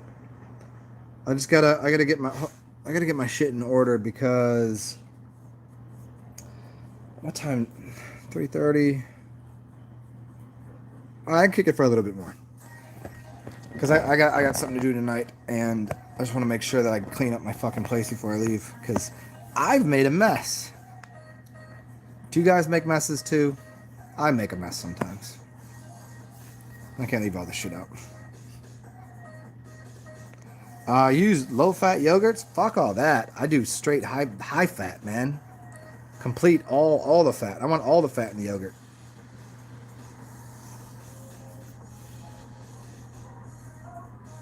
What are you talking about? Obrigado? What does that mean?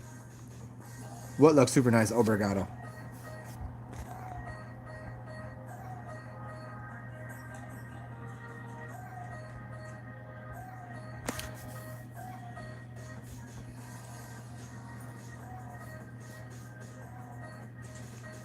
You're welcome.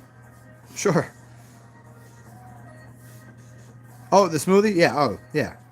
That shit is. That change your life. Yeah, that shit will change your life. If you have, I don't know what kind of stores you got around you. I forget where you're from, but if you're American, if you got like an international store or like an Indian grocery store, they should have frozen mango pulp. Get a couple bags of that and you're good. Mix that up in the blender. Boo. That shit is. That would be that's a daily drink. Once I have one, I need to, if I go out to an Indian restaurant and get one, next day I'm always craving it. It's kind of like going to a Thai restaurant and getting a Thai coffee or a Thai tea. You know about Thai coffee, Thai coffee or Thai tea, where they use condensed milk and then the tea they'll use a red, they use aniseed or anise, star anise, and you should probably just look up a recipe, but it's phenomenal. The coffee is great in the morning, the tea for the rest of the day.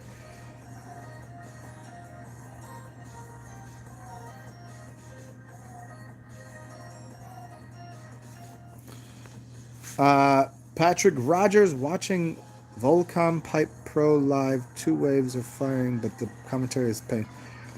I don't. That to me was another language, Patrick. Volcom Pipe Pro. I don't. Is that a band?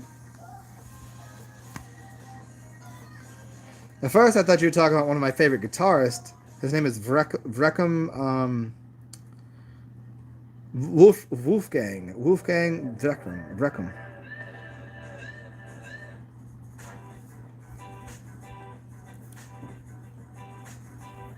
Yeah, I mean, Indian chai tea is really great, but Thai. You're watching a contest. Oh, I got you now. Now I got it all figured. That's all you need to say. I got you when you said contest the pipeline. As soon as you said pipeline, I realized, and then I got the waves, and I was like, I got you. Yeah.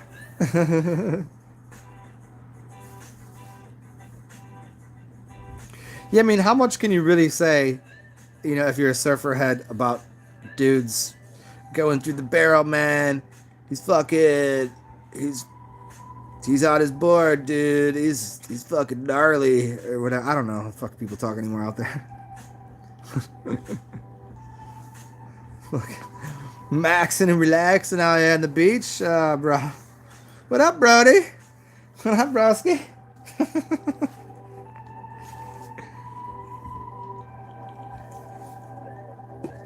Hey, Marciahu, stop licking your fucking taint. I'm not in the mood for this.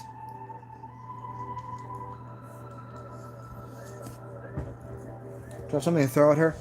Hey, fucker. She's not gonna listen.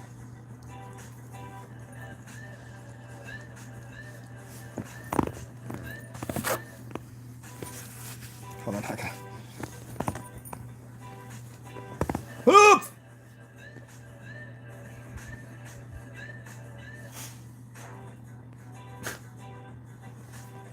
I rifled a napkin at her head, and now she looks confused as why I would do such a thing.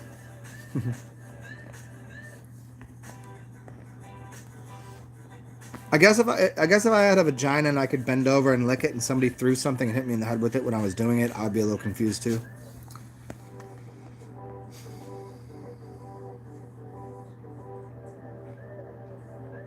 Oh shit! Aren't those great thoughts? Yeah. Well, if you don't consider death then you're not really even living, you know?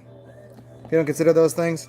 See, somebody, a health professional will tell you that's a bad, that's a bad thing. You know, people go to like, have you had any thoughts of suicide? Like, who the fuck hasn't? Suicide watch. What the fuck? You just asked me a question. You can't say that. You know, you haven't considered the complexity of like how weird it is that we're fucking here. Life.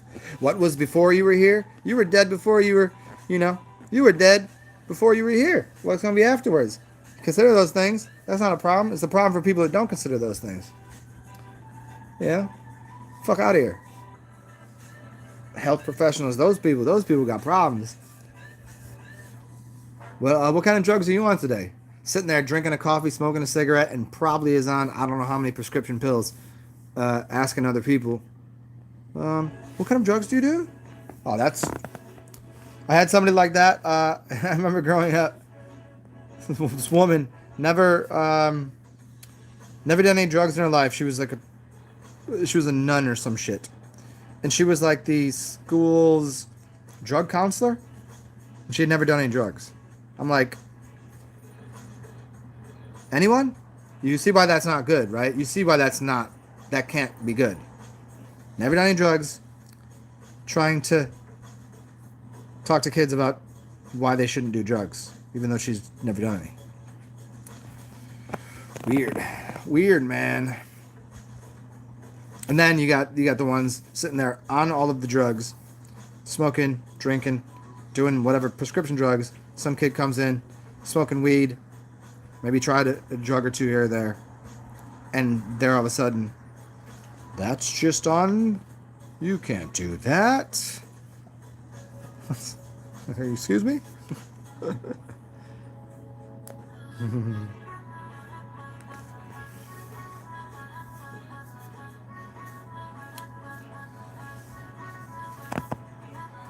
Well, you could Patrick, could you paddleboard at all? Could you? I mean, to what level? Like, to what level can't you do it anymore?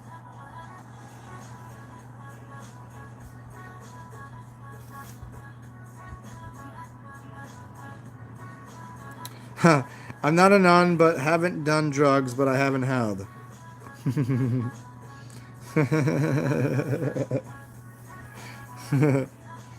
Yeah, anybody like anybody that gives gives any kind of ideas on why not to do drugs to people that have done drugs, they have no business. That's not their line of work. It can't be. And if it is, it's false. It's false. You can't tell. So, hey, I'm a fucking mechanic and I've never worked on a car. Right.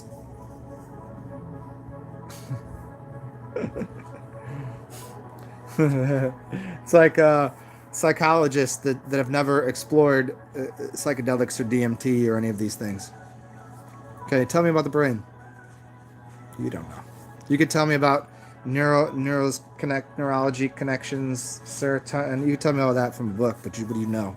What the fuck do you know?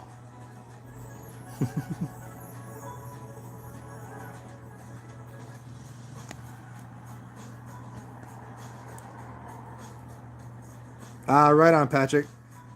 The motorcyclist. I've read dirt bikes and shit, but I've never read like a full on motorcycle on the street. I was thinking a while ago about getting one, but no, I just decided against it because there's too many times, even on a bike, that I'm like, people are retarded. People in cars are stupid. They don't pay attention. They only care about themselves, and they're not looking out for somebody on a motorcycle. So to say you need to drive defensively on a motorcycle is an understatement. I mean, even in a car driving, you have to be like, you just pretty much got to assume the people around you suck at driving. And you'd probably be right.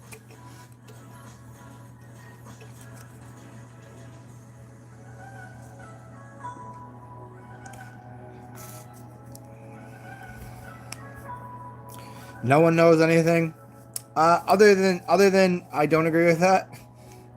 I apparently do know how to speak the English alphabet.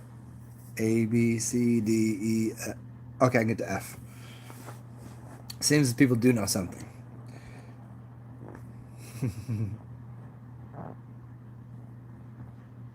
Oh, you like to go fast, huh? I was never into that. I've gone pretty fast in a few cars. I've gotten a car up to 130. Two different cars. One I wish I could have. One I would have gotten up to 150 or 60 if I knew where to take it. Because I had two very absurdly fast cars. But 130, and then I've had other people that drove, and give me a second. Let me see what this does. What's going on with you?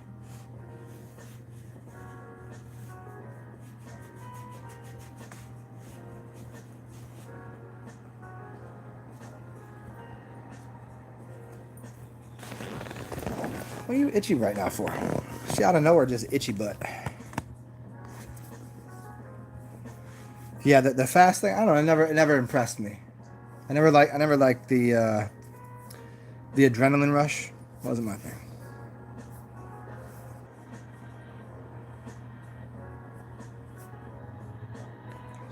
You got out to 130. You were riding it. You were doing it, or were you like 130 on a street, on a highway? Like, did you know the road straight? You know, like that kind of shit. Like you knew where you'd go. You were like in the like, okay, here's 2 miles of straight stretch, and you could just floor it. Yeah, car's a little better.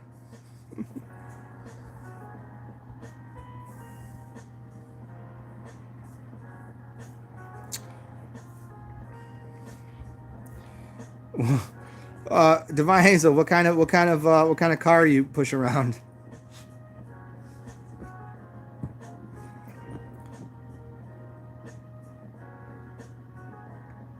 I've been up to 130 in an Audi TT 6 speed. I've been up to 130 in a 700 series convertible BMW, which was that was like just it didn't really feel like going that fast, especially dirt roads. I mean, if you got four wheels, dirt roads are fun because you could just slide around. Interstate on the bike, yeah. What kind of car do you push around now? Is it something fast? Is it a two-seater?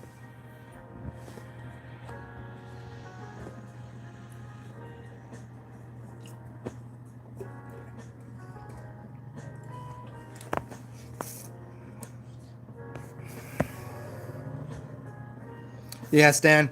I would have if I knew where to take the car at the time.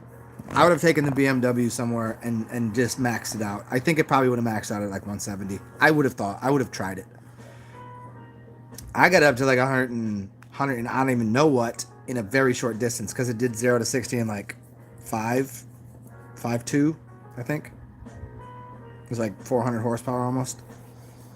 That shit was crazy. And on a highway, you could just step on it. It was like, oops.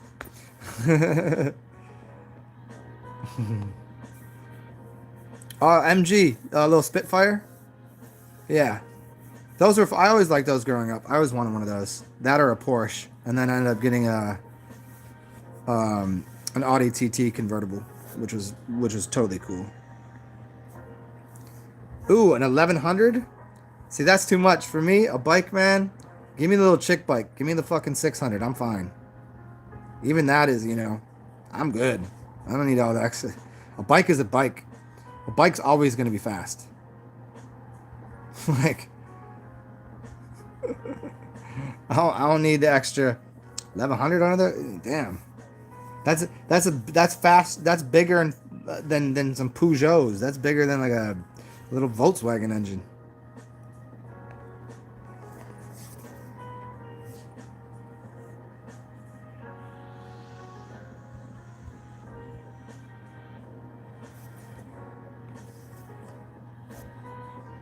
Jay, that's fucking nuts. Someone, okay, a Vegas strip. Someone threw a water bottle at an SUV full of dudes. That seems reasonable. They gunned it through the red light and chased us down. Ah! MG midgets, yeah.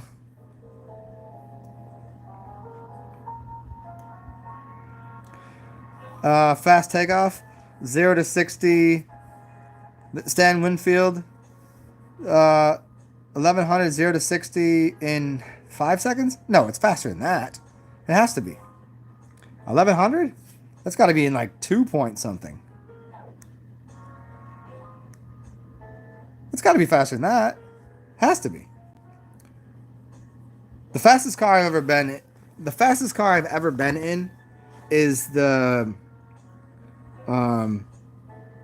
Tesla super sport model, like the race model. The everything, put the whole fucking thing. I want the best Tesla. That shit's crazy. Dude just said, "You ready?" I'm like, okay. He goes, you just start. The car just goes, woof. Like at first you're like, where is it gonna go? And then you're just like stuck to the seat. It's like nothing you've ever even considered. I think it does it in like 0 to 60 in like 2.8 maybe, which it could keep up with bikes.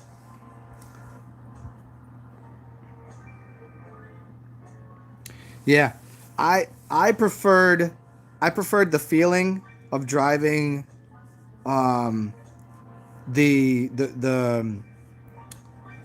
Audi TT. It was an all-wheel drive convertible roadster, 2-seater, blah blah blah.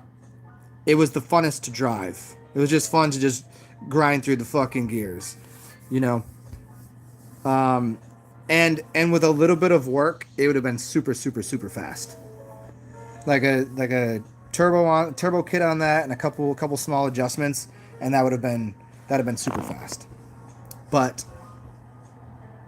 I did like the like on a highway, the BMW 750 was slick.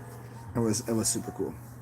The Tesla's too, I don't know, it's too digitally. I don't know how to explain it. You don't feel connected to the road at all.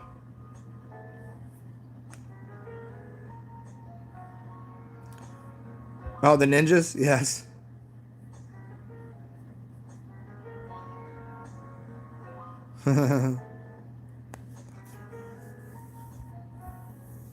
Oh, nice.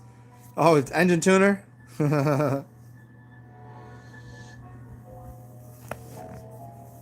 Well, Sad Guru drove a race car. Was this like one of his videos recently? I mean, if I was in a correct environment, I wouldn't mind going fast. But like going fast on a street between other cars and just getting pulled over, I'm not really interested in all that, you know? But like in a proper environment, oh shit, I'd fucking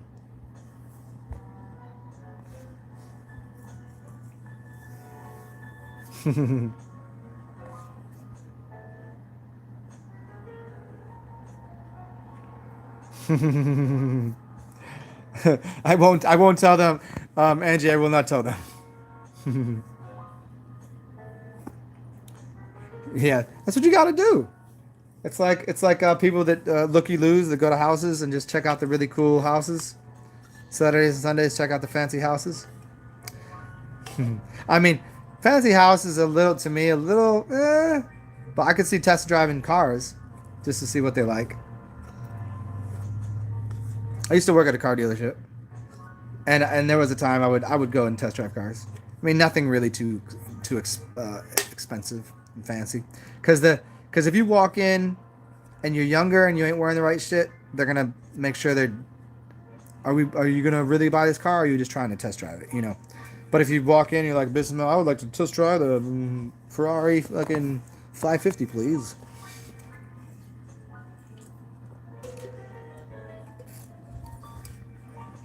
Yeah, I don't know. My buddy parks cars for the casino down the street. So he's got to sit in some pretty fucking awesome cars.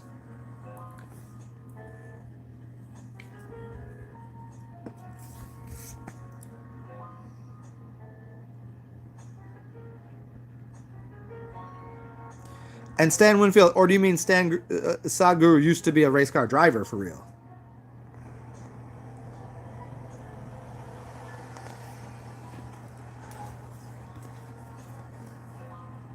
Hey, I think I gotta go pee pee. So you guys want to wait for me? How do you guys feel about that? Wait for me. I gotta go pee.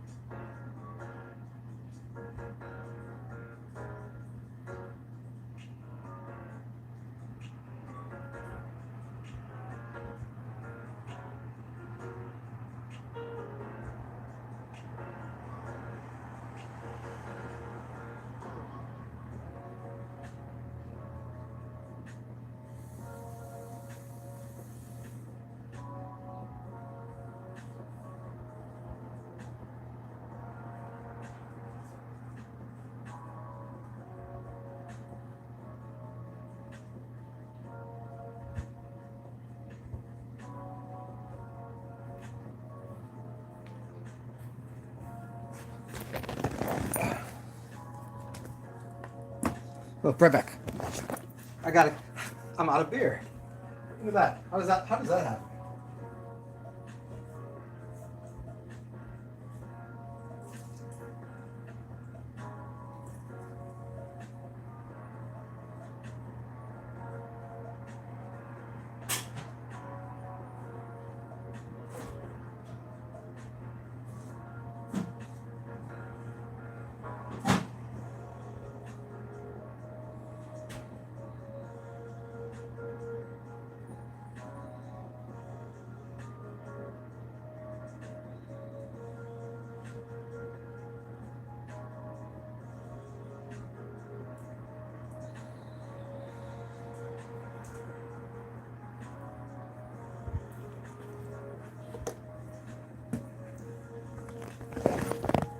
Okay, we back. Yes, I'm back.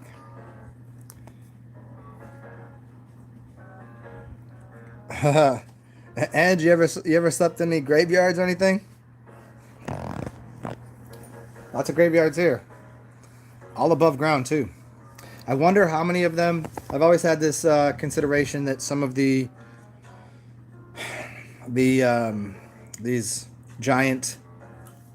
Meaty, get out of there! Hey, hey, enough, motherfucker, go lay down. I've always had this idea that some of these what are the, I don't even know why I can't think of a sarcophagus. Sarcophagus, is that what they call them? Where they, it's all above ground dead bodies apparently. How many of them actually with the doorways are an entryway to like underground, like full on, like underground city and shit? I always considered that. A lot of movies they kind of depicted as such. Could be. Why do you think there's so many Masonic? There's a bunch of Masonic graveyards. You can't go into them. Can't go into them at night, especially.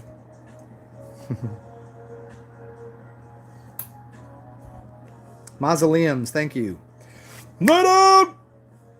Motherfucker! I said lay your ass on the couch. Come on. Come on. Hey. Come on. Lay down. It's the only way she listens. I don't know. Mausoleums.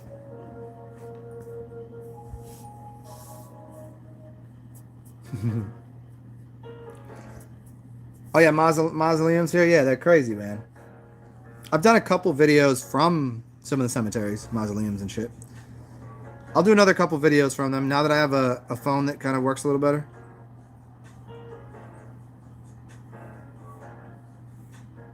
Yeah, it's and I've done videos in the past just on the idea of what they are because they're made of granite and energy centers and things. Those you'd have to really search for. I don't remember what I would title them. I would have titled them. Oh, wait. Nope.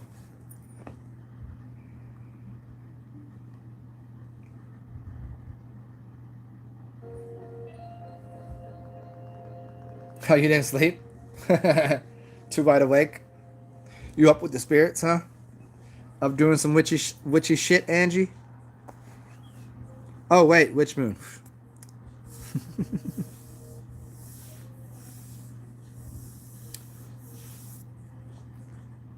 Alright, let me see the timing here, guys.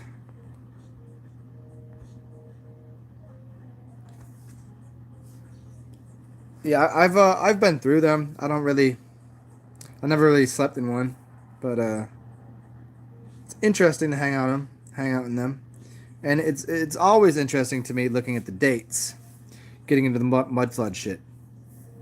You find the dates, you ain't find nothing from the 1700s anywhere you go. What's that about? What the fuck is that about? And if there are places that have ones older, I'm guessing they're bullshit. Bolsheviks. 1 second, yo. Let me see what this motherfucker wanted.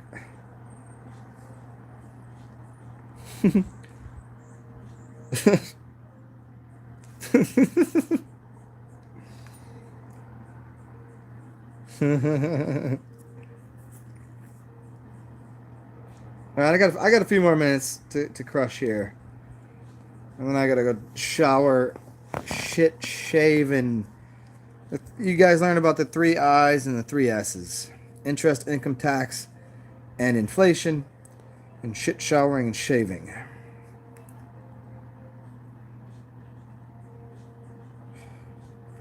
Okay.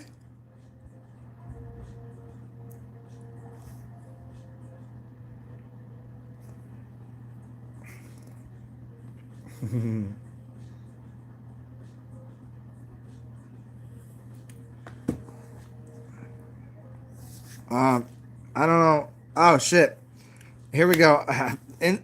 Instance coming through with incest. Incest for the win. I personally, I don't really care. I don't see a problem with it.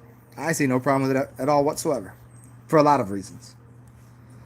A, because if we did come from the same single original source, then no matter what you look at, Ma and Pa, Adam and Eve, okay, they're gonna create kids. Okay, and who's fucking who? Who's fucking who? They gotta be fucking each other. Ain't no way around it. If you Christian and you believe Adam and Eve and that whole story, you believe in incest. That is a fact. You cannot get out of that. You believe in incest. You can't. It's an undeniable, undebatable fact, beyond any fact, that if all came from a single source, God created two things. Out of that family came children, and then the families. But then you read the Bible, and they came in contact with some people over there. Well, where the fuck they come from? Who was their Jesus guy? Who was their God guy?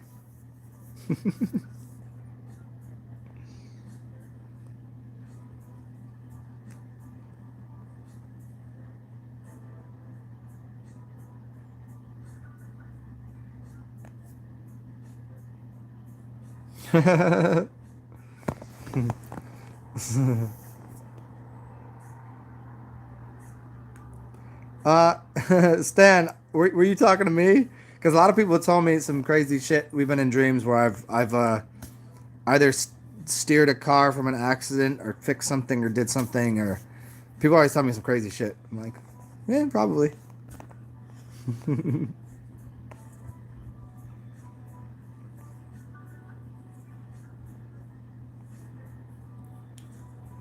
Tamarly Quinn, Crohn's. No one has asked me about that before, but the standard protocol is always in play for most about anything, and that's just the general cleaning of the organs, starting with the intestines.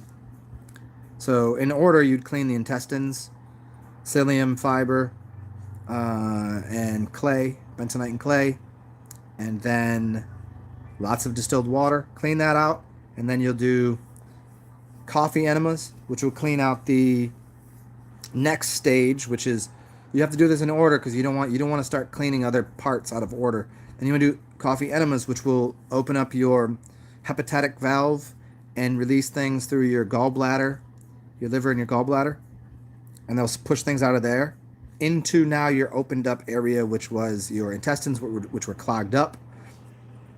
Then from there, you want to get onto cleansing herbs for the kidneys, and there's plenty of things you can do for that. And also, you can drink a lot of oil and acids.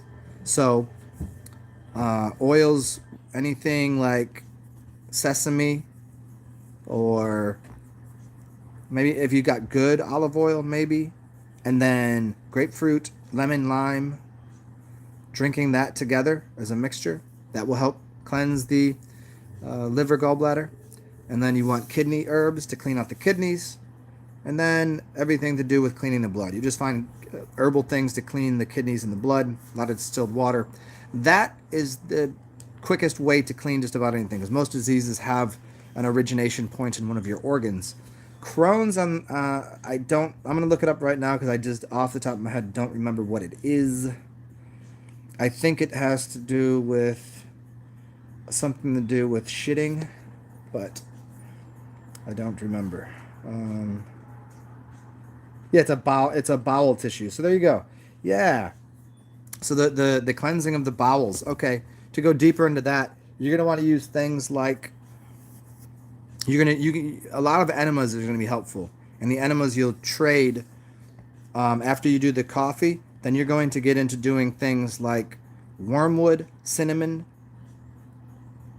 up the pooper, because you want to clean out the intestines, and there'll be bacteria and things that those wormwood, it will kill that. You want to make a tea with it too.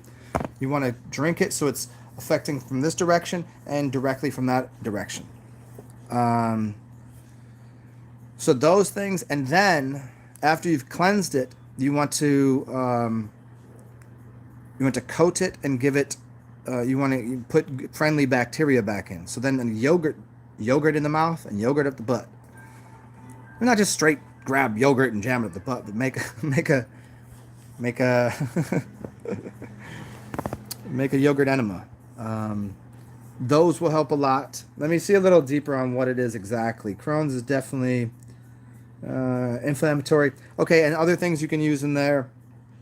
And again, whenever I'm saying to do an enema, most of everything, if you could put it in your mouth, you could put it up your butt. And if you're putting it up your butt, you should be able to eat it. But not what's coming out of your butt, though. So turmeric is great for inflammation. Eat a lot of ginger and turmeric. I mean, if you look at a ginger and you look at a turmeric and what they look like, it looks kind of like the way they grow. It's underground. They're very much stomach and bowel related, and they're very good for treating things in there. So some of it. So you can diarrhea, fever, okay, and then deal with fever. So some of these things at first might cause a little more distress and discomfort because you have to clean the shit out. And that's going to be opening up all sorts of things, and it's going to be moving things. But the yogurt afterwards, and to repopulate it, and eating right and staying away from things that are causing inflammation. Stay away from things that would be considered, let's see, anything. There's a lot of things that cause inflammation. Normally in the realm of hot, you want things that are cooling foods. The only things that are inverted from that would be ginger is considered hot, but it's good for the intestines, and cayenne is always good for it. But then turmeric is always good for inflammation. So that's right off of the top of my head. And You'd also, if you're getting a lot of diarrhea, you add a lot of oat to your diet. Oats and fibers. That will start to pick up and clean things out of there. And if you add yogurt and honey to the oats, that causes a lot of cooling to what's going on in there. And because there's so many good bacteria in the yogurt, and honey is antiviral, antifungal, antibacterial. You want raw honey. That's going to do a lot of good. So there you go. That's what I can give you on it now. If you want a deeper understanding of that, give me a day and come back tomorrow or the next day, and I can help you more with that. So Tamara Lee Quinn, there you go.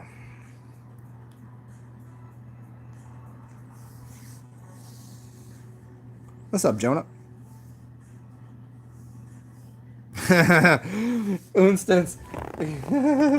Go-Gurt is for discreet on-the-go enemas. Yeah. Quick trip. You taking a trip somewhere? You need a quick enema? Right up there, man. On-the-go enemas, man.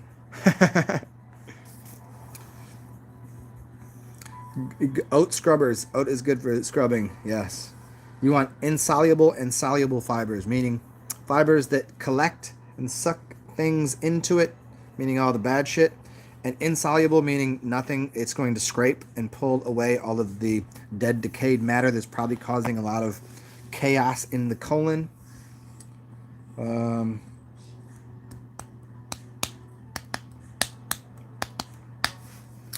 there you go. I'll give you guys 10 more minutes, because speaking of enemas, I'm gonna go throw some piss up my ass. I feel like that's what I need to do today. And if I don't do it now, it's not gonna happen. I was gonna do it yesterday, and I kind of got a little lazy.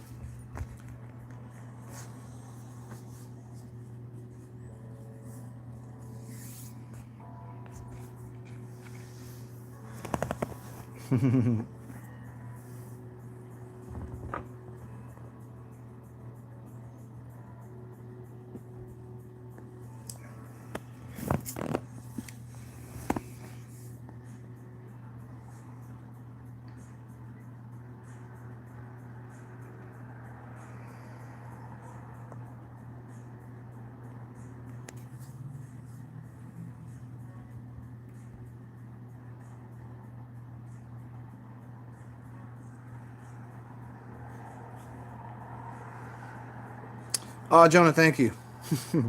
We covered this one. We covered a shit ton of different topics.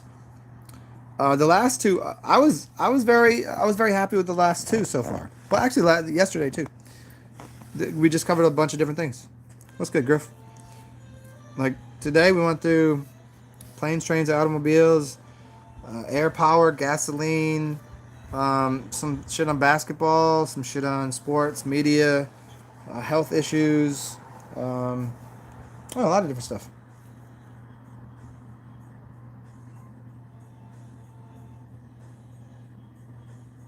Yeah, glad. Jonah? Did you think I would stop being entertaining? That's all I got. There was a time that I tried to be more like, just listen to what I'm saying, and I was like, nah, guess nobody's gonna listen. I'm gonna sit, talk shit, and have fun, and if someone finds what I'm saying to be helpful, good for them. You guys want to check out my back? You guys want to see this shit? This is what I did yesterday. Let's see if you guys can see. Oop, there you go. There's one. Maybe you guys can see this one. See these things? Cut the shit out of my back yesterday. Oh, this side here. Can you see this? Ugh. Oh, there we go. There's a couple good ones. Yeah, you guys got to get on those fucking cups, man. My shoulder. I had like a really stiff shoulder. Did some cupping on my shoulder. We good. Just fucking. Nah, if somebody just throwing giant paintballs at me, just rifling paintballs at me. Gotta get in those cups, man. The hickeys, man. It's yeah, They're superficial skin bruises. They're not deep tissue bruises. They're not injuries.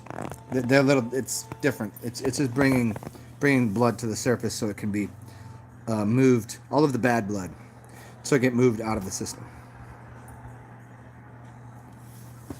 I mean, deep bruises are to a degree getting bad blood out of something too. But yeah, you don't want to deep bruise anything.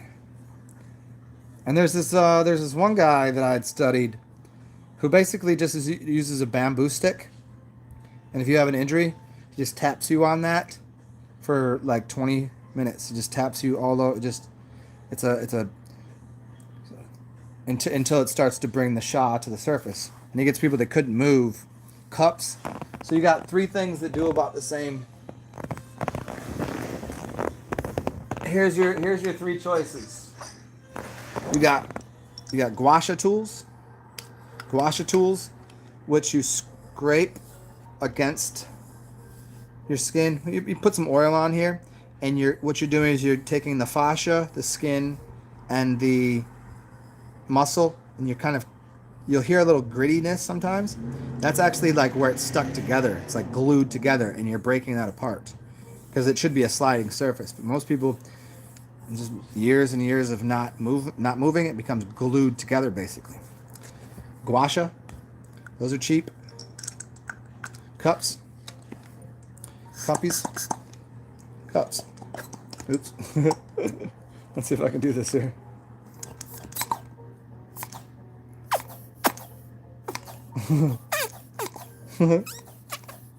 Oh, I can't do it on that arm because as I do it, it's pulling it off. There we go. There you go. You put this on here like this, and it pulls that, and it pulls pressure and pulls your blood to your surface. That's good. This is only like $30. These are like $10 for a bunch of them. And then you have a fucking stick. Just bang on the spot with the stick, and it will all have the same kind of effect.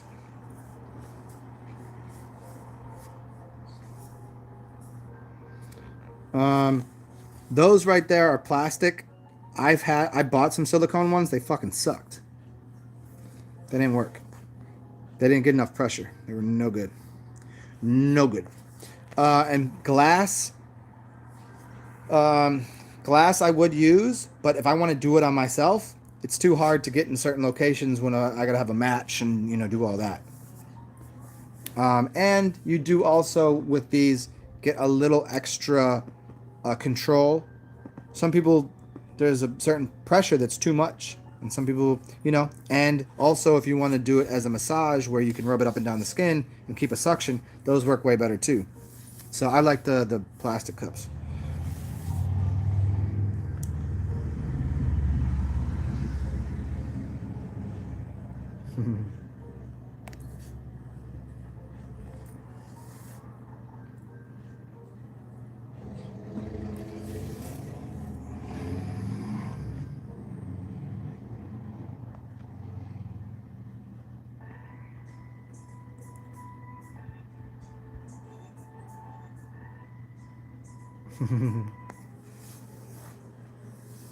Zen, is this your email? Didn't you send me some my email? Yeah, the Theo Luminous. That's my email. Oh yeah, and if I didn't get back to you, I haven't got back to a bunch of people. I just been fucking off of my email for a little bit. I've been just fucking. I'll get back to people next week. Sometimes people email me and then it's in my spam box, and I don't even check that too often. And then sometimes I'm like, oh, I'll get this tomorrow because I'm like, it's like 10:30. I'm drunk. I'm like, I'm not gonna answer this person when I'm drunk. Theo Luminous, TheoLuminous. I'm pretty sure. I thought you've emailed me before, Stan. I thought you did. I thought I even emailed you back. I will. But that's my email. And I do take longer to get back to people than I should. I'm sure. Because most of the time I try to just answer it in the next. If someone asks me a question over email, I try to answer it in a video. Because it's just easy for me to do this than it is for me to go tippity tappity, tippity tappity. I've never done it on specifically that subject, but I've done it on the linchpins of that.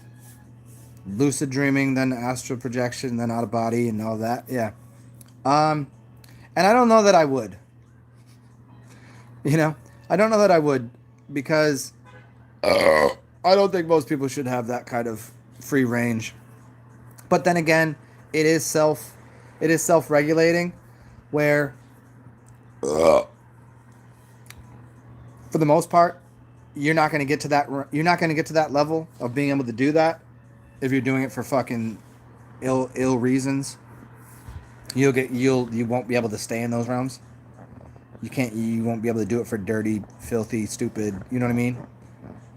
Like I have a couple times on accident, because I just thought I was out of body, and I was dipping through. I thought I was just lucid dreaming, but I was actually out of body, which it came apparent later.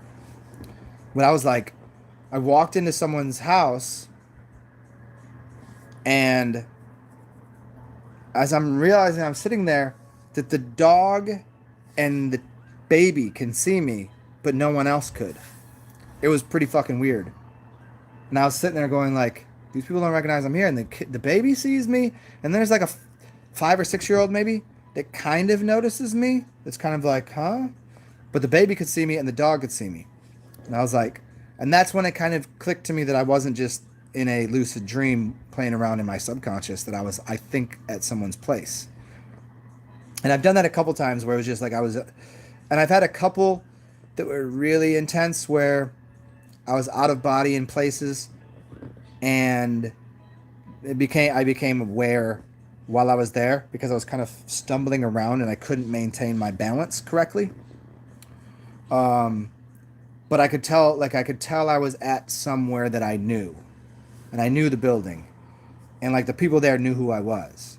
It was a really strange thing at first, because they're kind of like laughing, like, ah, you haven't been here in a while, or you okay, you know, like they could see that I was like trying to collect myself, and it was like, you know how in Avatar when he first gets his avatar body, it was like that, where you couldn't really, motor functions not all there, kind of like when you're drunk. It was kind of like that, like being slightly drunk. You know, when you're kind of like between slightly drunk and inebriated, but you're well aware of what's going on. It was like that.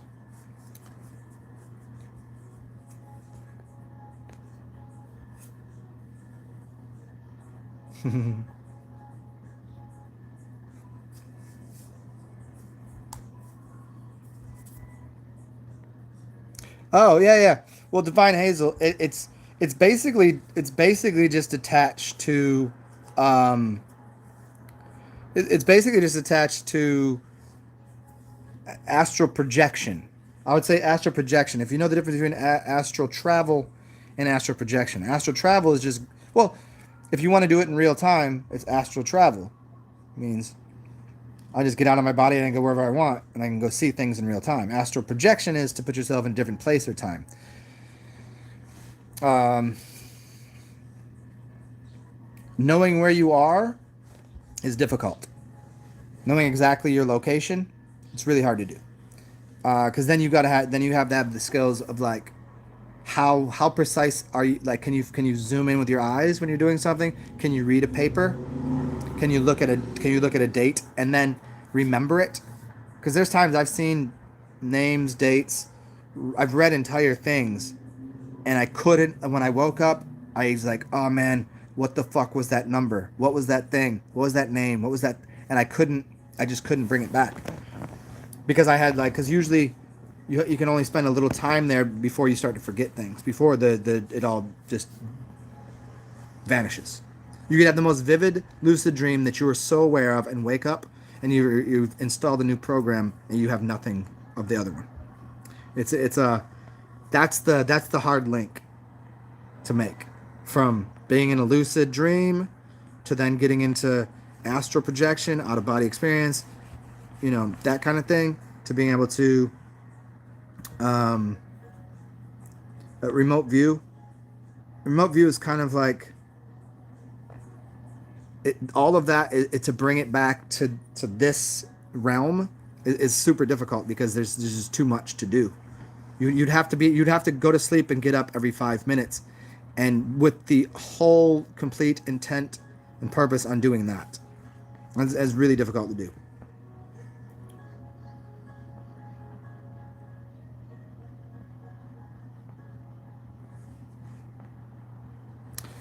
Instance, yes, absolutely. This happened to me quite a few times, many times.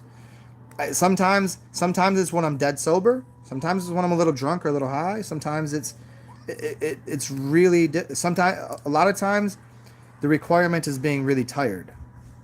When you're on that precipice of tired, body awake, or excuse me, body asleep, mind awake, where your mind is kind of still on, but your body is really tired, and you kind of there's an area there. Yeah. Hmm.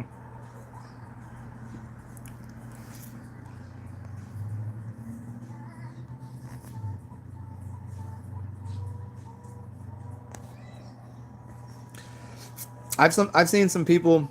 I've seen. I talked to Neville Goddard in the astral. I've seen Savan Bomar in the astral. I was certain of both of those. I was certain that was them. The Neville Goddard was fucking nuts. I've talked to. I was hanging out with a shaman, which turned into something that literally happened in my life. That was crazy shit.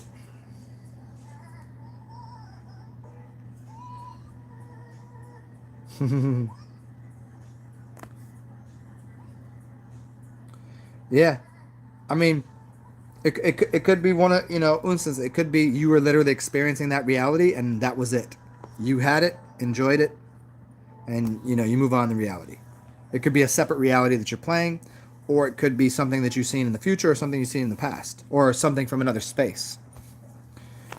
It's really hard to decipher those things. You'd have to make it like your only thing, like you would have to put your mind to only wanting to know that shit, or else you're not going to be able to always remember. There's some things you can do: writing down your dreams when you wake up, not moving or opening your eyes when you wake up, staying in a dark room, etc., etc. There's ways of adding to it. Dietary things that you can do, sleep things you can do. You know.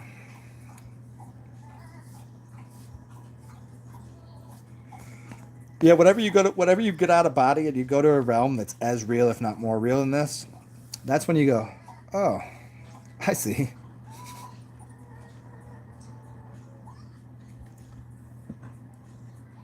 Oh.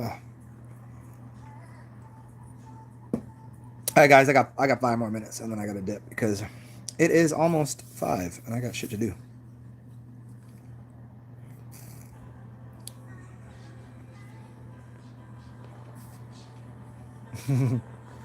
Yeah, since I hear you, but come on, you've had some weird shit out of body too, and you've had some weird shit in other realms and lucid dreams. It's not like those. It's not like dreams are always great, and it's not like life is horrible. See, there's a balance. You're just hinging on a couple bad things happened here and there. That happened for that moment. Like right now, if I were to focus on like all the shit that I fucked up and I don't have, like damn, I shouldn't have fucked it up with that person. I should have went after that job. I should have why'd I take that route? That oh fuck, I left my shit there. You know, okay, move on. It's like the same way you can't get stuck in those dreams.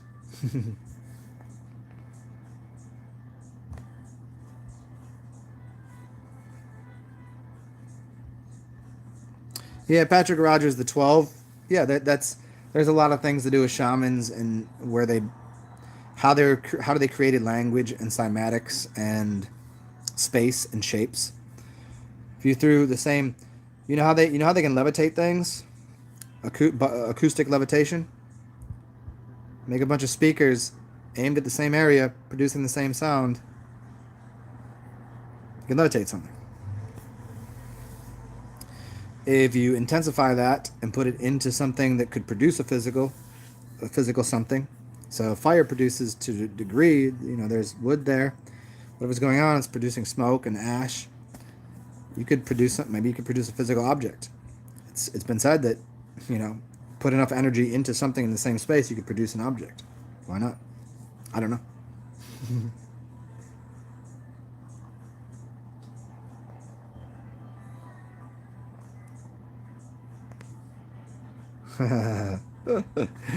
Yeah, you can't get freaked out. You have to get used to that. You know, you're always gonna, the first few times that anything crazy awesome happens, it's like astral sex is the first couple times, you're like, as soon as you realize it, you're like, fuck, oh, this is amazing. And you wake right up. But then there's this kind of like happy medium where you know you're in a dream, but it's kind of like tantra in life. You know? If you're a dude and you're like gonna bust a nut and you just go, no, no, no, no, no. And you relax and you breathe into it. Same thing in the dream world is, I mean, with anything that's going on in the dream world. It's all sorts of cool, exciting things you can do that you have to just go. You find yourself breathing in the dream world. Hopefully you don't connect too much to this body because then it'll pull you back in this one. But there's a connection there.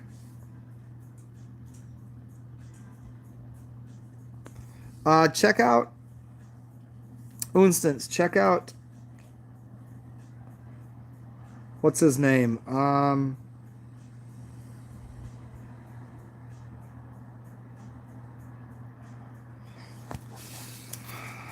What the hell is the guy's name? I can see his head right now. Bald dude. He's written like 5 books on it. And you probably know him. If you know Bob Monroe, then you know this. I think this is an upgrade. I think his course is an upgrade. I've never done all of them. I've only read some of them. 90 Days to Astral Travel, I think, is one of them. Do you know this? Let me try to find his name. It's such an easy name, too. I just haven't... No, not Tom Campbell.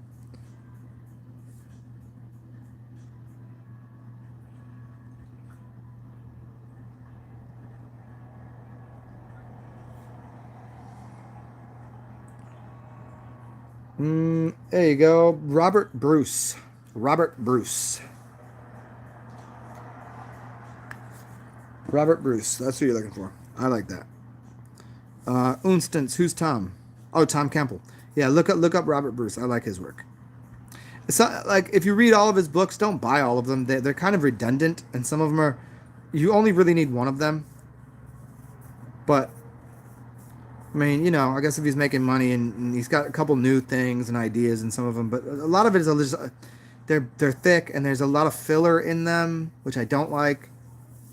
But it's good stuff if you like to read. If that helps you get there. Like some people just want, tell me give me a list 1 to 10. What do I need to do? And they'll do it. Other people want to read it and then they get into it. All right, y'all. I got to dip out of here. I got a shower and some shit to do. As always, feel free to give me a thumbs up or tell me to fuck off. Hope you enjoyed everything we've done today.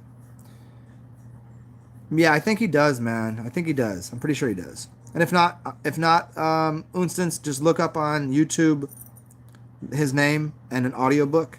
Like somebody might have read it. Somebody might have just read it out. Yeah. And I'll see everybody later. Have a good day. Do weird shit. Peace out, y'all.